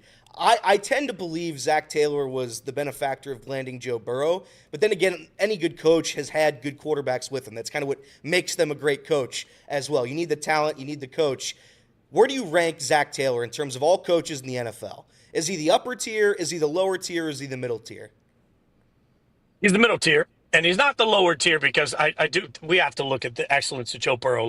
Franchises ruin quarterbacks all the time. Yeah. The Bengals have not done that. So I give a lot of credit to the development on the offensive side of the ball. But part of what a coach should always be judged by is how do they mask their deficiencies. So if you are an offensive-minded coach, how capable are you of finding the best defensive minds to help you? And that's real part of this. Lou Anarumo is somebody that a couple of years ago we all thought was going to be a head coach, right? And now all of a sudden that defense is a disaster. That defense is a disaster from a personnel standpoint. That defense is a disaster from a coaching standpoint. There is nothing I look at and say, there is your saving grace for the defensive side of the football. They have to look at that whole process. Even though they've got a couple of talented players, they got to look at the whole thing and figure out, how do you rework what we do on the defensive side of the ball? That falls on coach, right? So at some point, like I had our Yahoo NFL insider, Charles Robinson, pointed out, the reason the Bears are absolutely sold on Mike Vrabel to be their next head coach, according to his reporting, is because they believe that when you are Mike Vrabel, when you're sort of a rah-rah coach, when you're, a culture coach,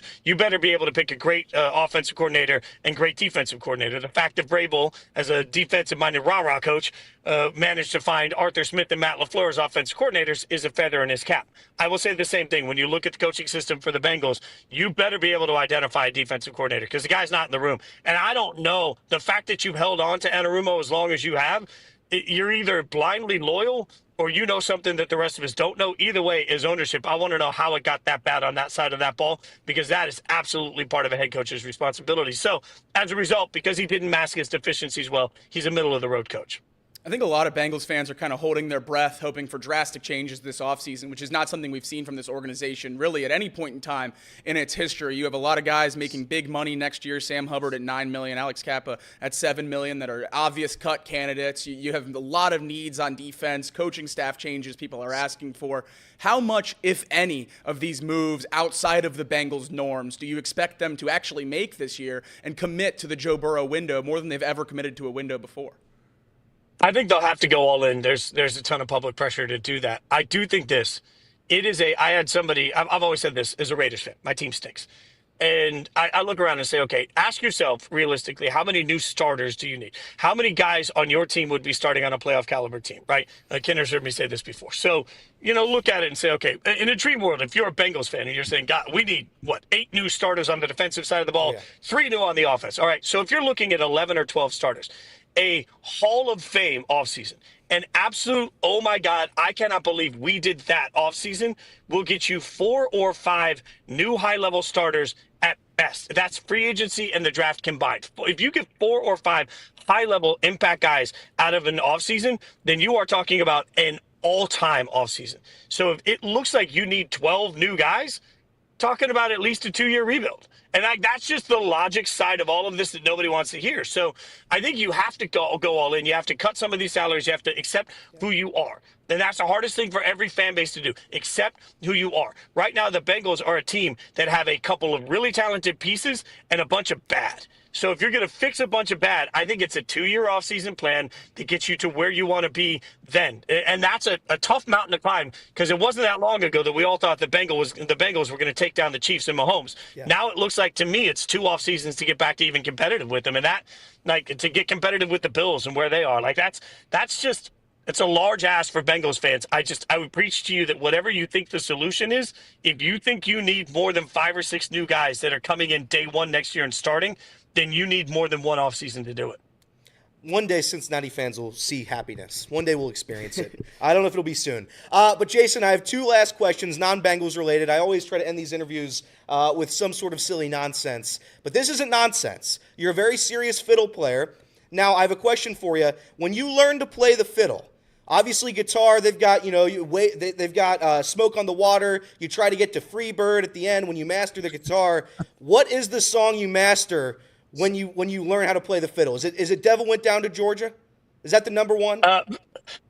Devil Went Down to Georgia. Look, I grew up a classical violinist as a kid, and then I transitioned over to fiddle. So the funny thing is, but I can give you the answer to this. For me, I got into Juilliard when I was a little kid. I was a little classical violinist, right? So when I started learning fiddle stuff, what I did is I ripped apart guitar solos from 70s rock records that I loved and tried to figure out how to comp the guitar parts on a violin. So the first thing I learned to play that wasn't classical music was Hotel California. It was how do I do that? And then I went through 80s rock solos and all that stuff. But part of the reason I did it that way is because I looked around and I said, man, there are 1,000 12-year-old kids at that point that can play Orange Blossom Special better than I ever will. Though that's Orange Blossom Special is a fiddle tune that every kid learns to play, and it's not Charlie Daniels, R.I.P., great human being, was a dear friend and absolutely incredible. Charlie was an incredible fiddle icon.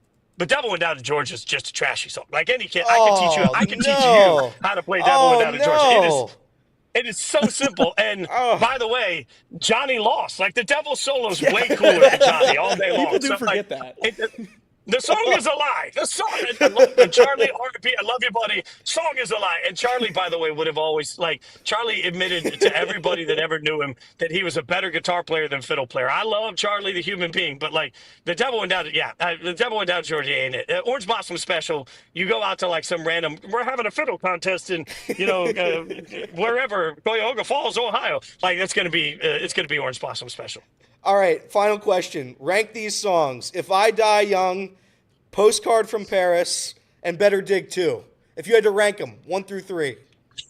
Okay, Postcard's 3 because I didn't have a fiddle solo in it, so that song sucked. But I did always like that song. That's the funny thing is everybody thinks If I Die Young. It's a beautiful song, and I was honored to get to play it every night on stage. But If I Die Young, to me, as beautiful as much impact as it made, was never as much fun. Better Dig 2 was just we opened for a year and a half on tour. We opened every night with these drums in front of all of our risers. I busted one of my knuckles open on a drum on the first slam down. You got anger and aggression out playing the drums before I got to go out and play a really cool fiddle solo. So I would rank Better Dig 2 above that. Also, Sneaky Done. Done was the most fun I ever had playing a fiddle solo was Done. And we did that on the ACM Awards, the Academy of Country Music Awards, and we all got in a line. And I remember we worked on this for a month. We all walked out on the middle of the stage, got in a straight line, and we jumped up and down. So I had to jump up and down while I played the toughest fiddle solo I've ever been a part of in my life. And we watched it back that night, and we were like, holy cow, that's so good. And I'll never forget, Kimberly looked at me afterwards and she's like, we're going to open every show that way from now on. We're going to go out and we're going to do the fiddle solo that way. And I was like, KP, it is a wildly hard solo to play standing just by myself. You want me to jump up and down? And we did for the rest of my time tour. And every time we ever played Done, we all walked in a line and we jumped up and down while I played the fiddle solo. And some nights I'd listen to the recordings of the shows afterwards and I'd be like, yeah, I did that jumping up and down. Some nights I'd be like, what do you expect? I'm jumping up and down. It's hard to do.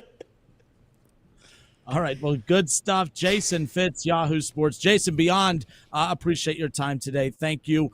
With the college football playoffs coming up this weekend, you'll be covering that along with a lot of other things going on in the world of sports. But where can people find your content? Yeah, just find me on social media at Jason Fitz, Fitz, and then Yahoo Sports. We've got a couple of shows inside coverage where we cover the NFL every Wednesday, Friday, and then Sunday night we recap every game. And then the College Football Power Hour is every Tuesday and Saturday, and we'll be there through all the college football playoffs. So really proud of what we're doing at Yahoo Sports. Check out the app. All right, Jason, appreciate you, my friend. Thank you.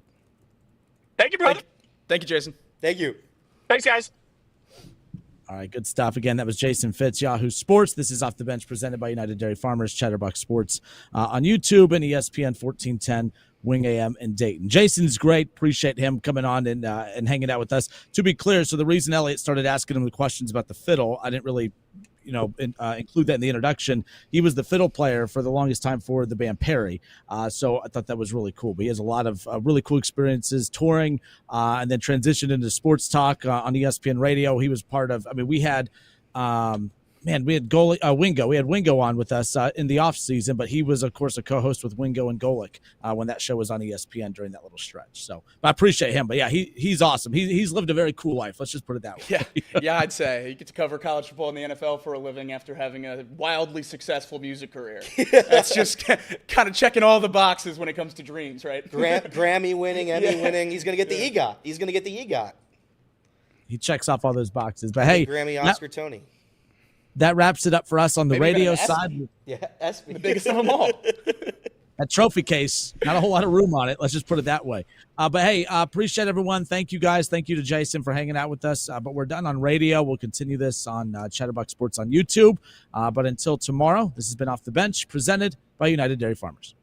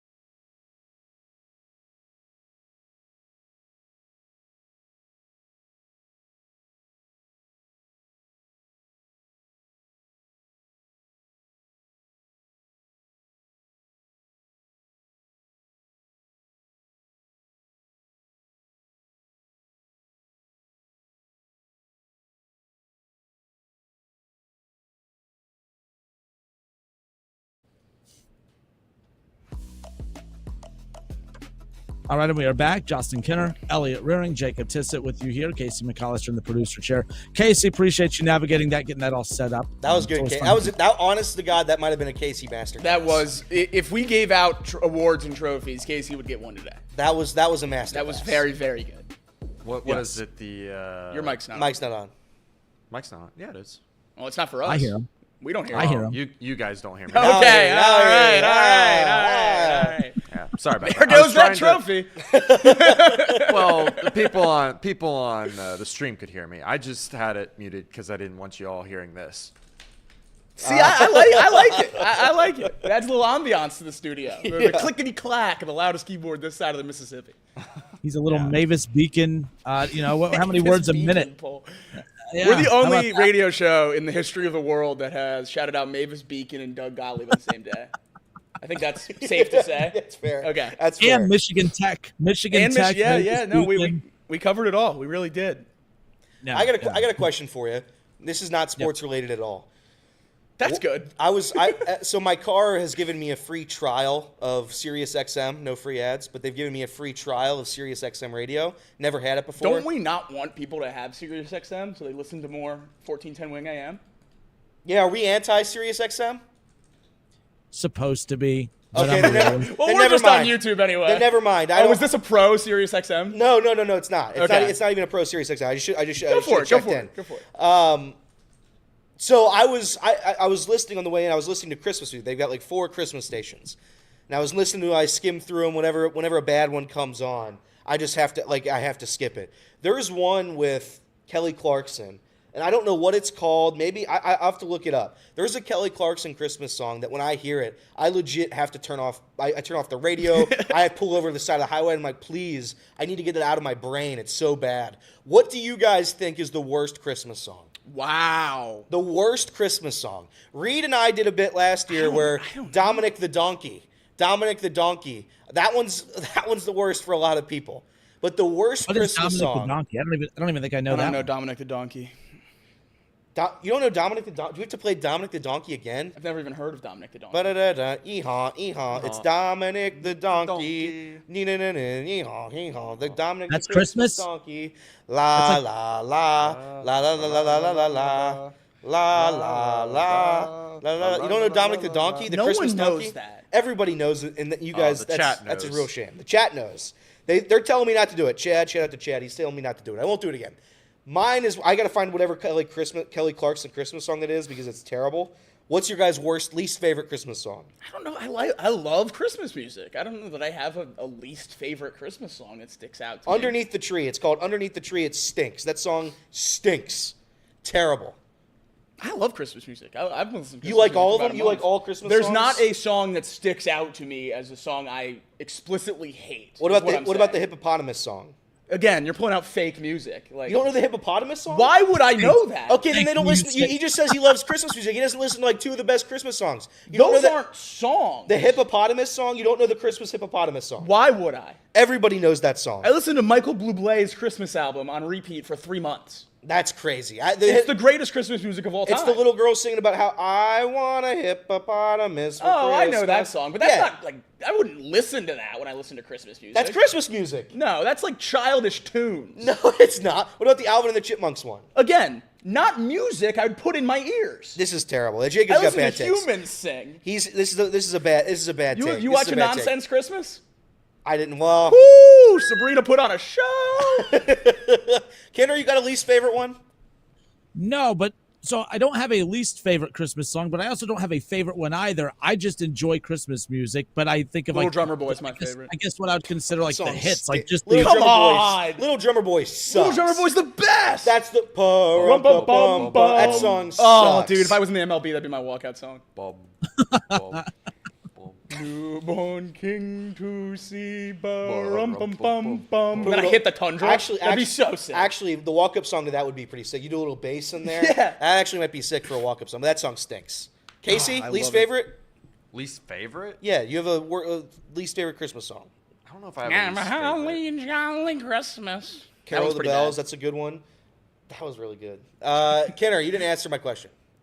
I No, he did answer your question. I don't have a least favorite, but I also don't have a favorite. I just enjoy Christmas music. Anything that you just hear in the background when you're at the store shopping for Christmas or whatever. I don't like getting Christmas done on Amazon. I do like to physically go to the store. 100%. Because if I do it on Amazon, I only get gifts for other people. If I go to the store, I leave with something for myself. Yes. Yes, exactly. Take advantage of the deals for yourself. Come on. Yeah, I don't have a least favorite Christmas song. I do despise the Pentatonics. I hate the Pentatonics. I knew you did. I hate the Pentatonics. Don't like them. They made instruments. People worked for years and years and years to invent instruments so music rocked. And you're just like, nah, I'm too good for that.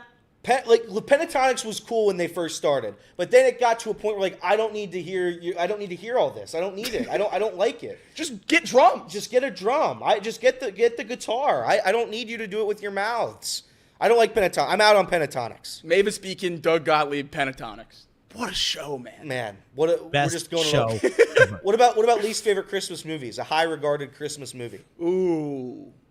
I hate a Christmas Story or whatever that is. That movie old does school. stink. That movie Okay. stinks. I can't get You have to into it. respect it. You have to respect it. but I it have does a stink. leg lamp because it's funny. It's very funny. The leg But lamp. There's one in the office. Not right here. the best all movie. that. Yeah, I do like my leg lamp's actually a Bengals leg. It's the pants with the orange sock and Okay. the cleat. It's kind of fun. Okay. But Chad Waite says, I don't think Jacob doesn't think Die Hard's a Christmas movie. Couldn't disagree more. Love Die Hard. Absolutely a Christmas movie. Not a Christmas movie. Absolutely. Not a Christmas movie. You need to have the smallest connection to just roughly this month for me to consider you a Christmas movie. Well- If you go all month and I see a calendar in the back of your kitchen in December, I count it as a Christmas movie. I will say it's more of a Christmas movie than whatever Dwayne The Rock Johnson just had. Red One? Red One. It's I more heard of a that's Christmas good. movie than that. No, you didn't. I did. The chat No, was you saying it was didn't. good yesterday. Red One's not good. All the Harry Potter movies. Casey If it thinks snows, it's a Christmas Every movie. Harry Potter I have movie. evidence of it too. There's a streaming site that has. Two of them are for sure. Yeah. No, Elliot that's- is not allowed to quote Harry Potter. That got really weird last time.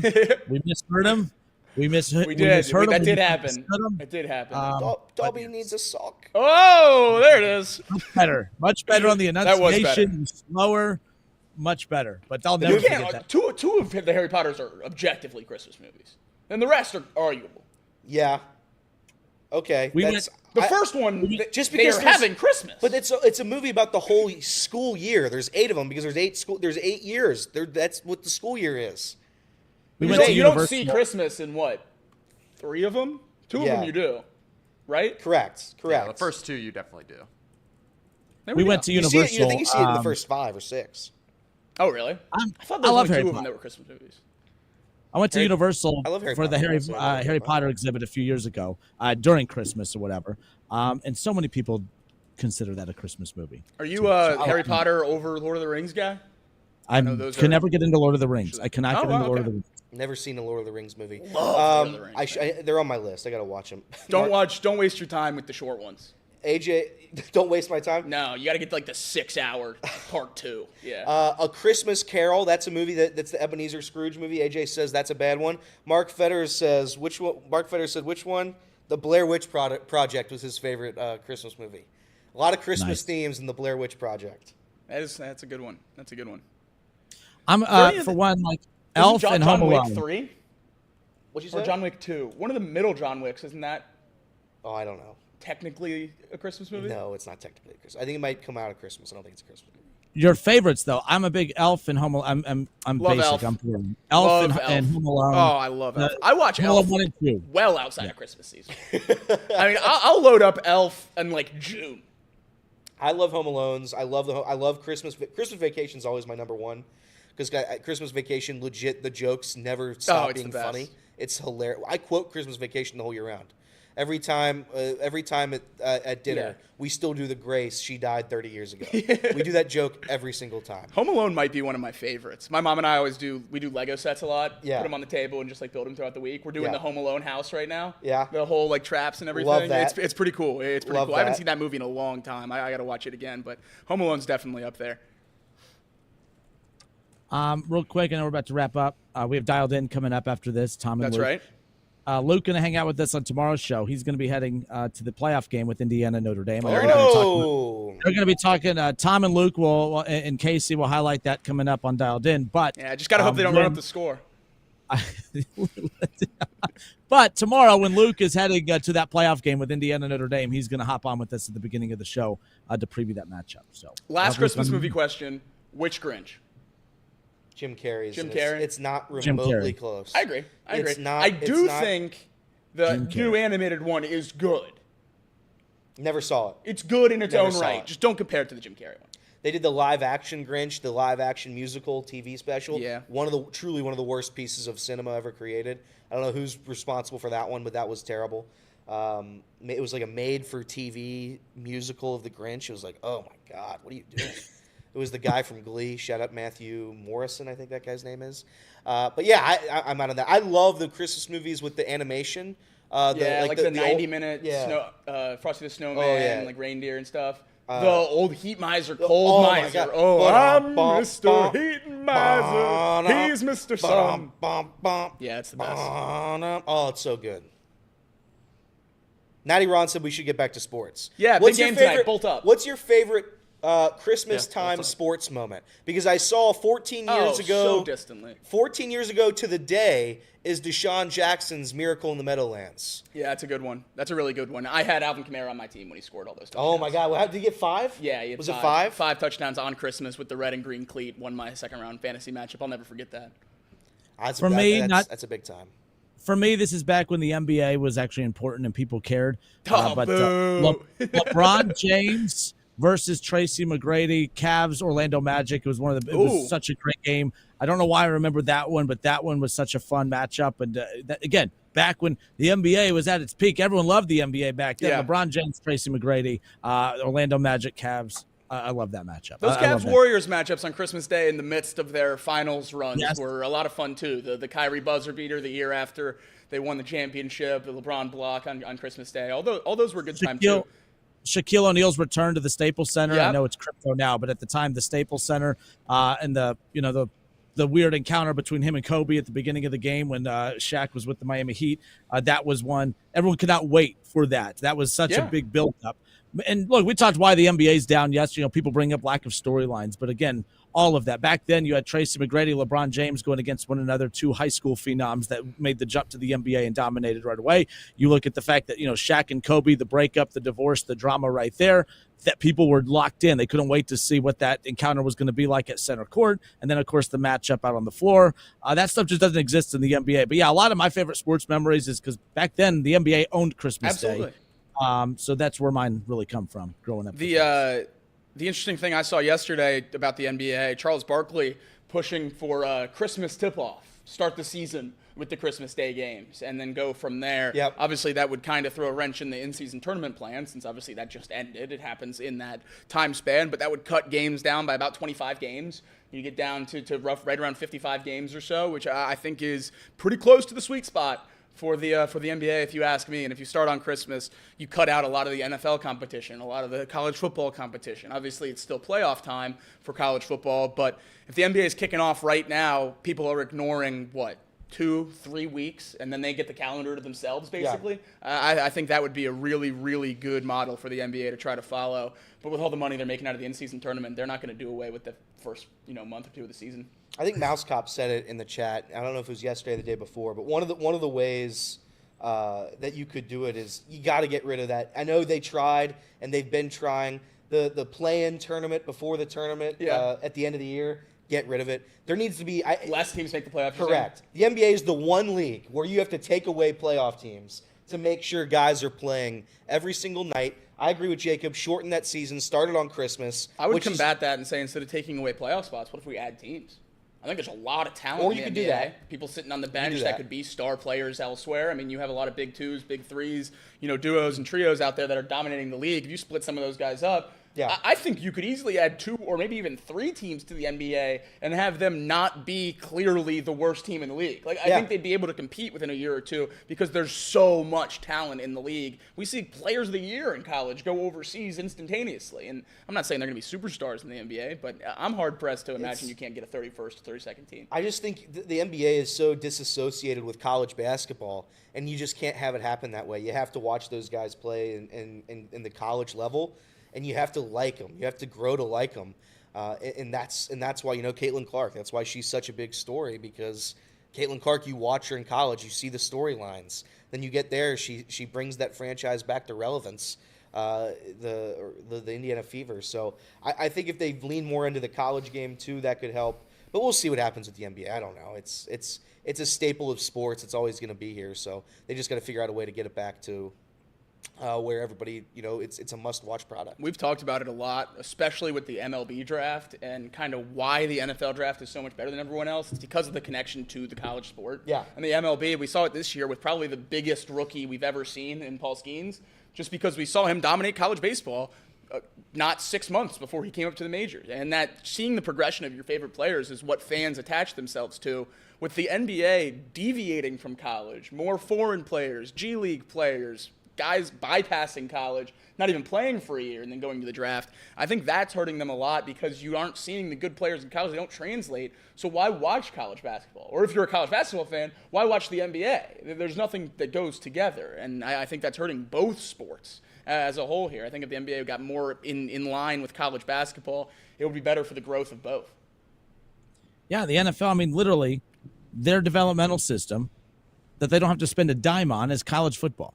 It is aligned perfectly because college football coaches and programs and conferences have realized that when you lean into the opportunities of telling athletes, hey, come here and not only will we put you in position to make money, NIL, not only will we put you in a position to compete for conference and national championships, we'll also get you prepared for the NFL. As a as a high school football player, you're going to the next level and you will be prepared to go to the pros if you're talented enough to do that. If you're a talented college basketball player, I mean, it's hard to get to the NBA. For one, there's less players in the NBA than other sports, yes. But two, college basketball is not setting you up for that. It's just not setting you up for that. And then when you do go to college, you go for 1 year. There's no way in hell 1 year of college basketball is truly preparing you for the next level. So then you have an influx of young talent going to the NBA that's not prepared. So then you just see ugly basketball across the board. Basketball is a mess right now. And I don't think it's because of one thing. I don't think it's just because of three-pointers. I don't think it's, I just think it's a handful of issues that I think it's going to be tough to fix when it's all said and done. But Celtics are going to shatter the NBA three-point attempts record in an NFL I think NBA season. 4 teams are going to, Yeah, or are on pace to. That's where I disagree with Kinner a little bit. I do think, I was listening to Coward the other day, and he said the three-point line's got to stop at the corners. They got to get rid of the baseline three. No corner threes. Yeah. I think that's a better model than moving it back. I think moving it back just makes the quality of the game worse. And if people don't want to watch made shots, then they're not going to want to watch missed shots. You have to find a way to disincentivize taking those shots, not making those shots harder, I think. Yeah. Well, baseball went through this recently, too, where my problem with baseball is there was one set of rules of how to play baseball. Baseball changed drastically, and it was every team looked the same. They played the same. They had the same rules. That's where the advanced analytic debate started really taking place, is because that many viewed that as overtaking the game to the point to where everyone was just operating based on that and that alone. So it was, hey, strikeout numbers are through the roof, but everyone's trying to hit the ball to the ballpark. The shift was taking away, trying to, small ball and trying to get on base and trying to be aggressive on base paths. So everything looked the same. Everything was universal across the board. That I think it was not a fun watch across the board. It used to be every team would have its own identity. NBA, every team used to have its own identity. That was Shaquille O'Neal's big thing. Is you thought of the Lakers, you had that triangle off, or any Phil Jackson team, you had that triangle offense. Jordan's Bulls, it was about that triangle offense. And today, there's no set offense. You don't think of any particular coach in the NBA and think, oh man, that coach. That Spoelstra system. No one's been able to figure it out. There's no Spoelstra system. There's no any system. It's just jack up threes. And hopefully you're the hotter team from three that night, and that's just how it rolls. But 50 attempts a game from behind the three-point line. And these guys, and that's the thing that is stupid. These guys are resting because they're tired. How are you tired? You're literally running from the top of the three-point line to the other opposite end of the top of the three-point line. There's no even need to defend in the post. No one's throwing it there. It drives me nuts. I don't know why these dudes are so damn tired, as I'm out of breath walking up the stairs every day. But there you go. Anything else as we wrap up? Dialed in, coming up next? We talked about the Jerry Jeudy Jets thing during headlines, did we? Or did we not? I think. I forget now. I don't know if it was before the show. That's what I'm trying to remember. A lot of Mavis Beacon talk today, dude. I can't keep up. Yeah. I don't know. It was reported by Diana Rossini earlier today. If we already touched on it, apologies, but something else just came across, which I think is a little bit funny. I sent it to Casey if he has the ability to pull it up by the time I'm done talking, but if not, it's fine. Jerry Jeudy, it was reported that Woody Johnson's teenage sons are guiding his moves of the team, and said that they should not trade for Jerry Jeudy, and Woody Johnson vetoed said trade because of Jerry Jeudy's Madden overall being too low. And Jerry Jeudy just tweeted, "I blame Ocho Cinco." Bengals legend, obviously. Chad Ochocinco does a lot with Madden and Madden's rating adjusters. Friends with a lot of the players. Jerry Jeudy places the blame for not being traded to the Jets on Ochocinco. I think that's probably a good thing, right? Oh, yeah. He's probably thankful for that trade being vetoed. He's had a lot of success in Cleveland, at least with Jameis Winston at the helm. A career year for Jeudy in Cleveland. So obviously taking it, making a joke out of it. But yeah, crazy story if that's true. Certainly need some more confirmation on that to know what happened in the Jets facility, but it's nice to hear stories like that as a non-Jets fan, because it could always be worse. It could always be worse. Mike Brown doesn't want to spend a lot of money. At least he's not building the team based on Madden overalls. No champions show tonight. Chatterbox Bengals tonight, but no champions. So if you were going to go to champions, I'm very sorry. No show tonight. Go to champions. Bring your laptop. Watch Chatterbox Bengals from there. Yeah, that's how you're going to do it. That time is 7? 7 o'clock. 7 to 8. 7 o'clock with Jacob. We might just do a preview show for Chargers Broncos and just be a Chargers show today. I like that. That'll play. Is this game bigger than our game? If the Broncos win, who cares about Sunday? No, it definitely is. It 100% is. Yeah. 100% No, it's is. a tough spot to be in. But that's it, Kidder. Now we're done. All right, good stuff. Shout out to Jason Fitz. Appreciate him hanging out with us. And we'll have him on again soon. But we're done. Dialed in. Tom Brenneman, Luke Brenneman, Casey McAllister coming up next right here on Chatterbox Sports. Appreciate everyone. I'm not putting my hand up anymore, Anish.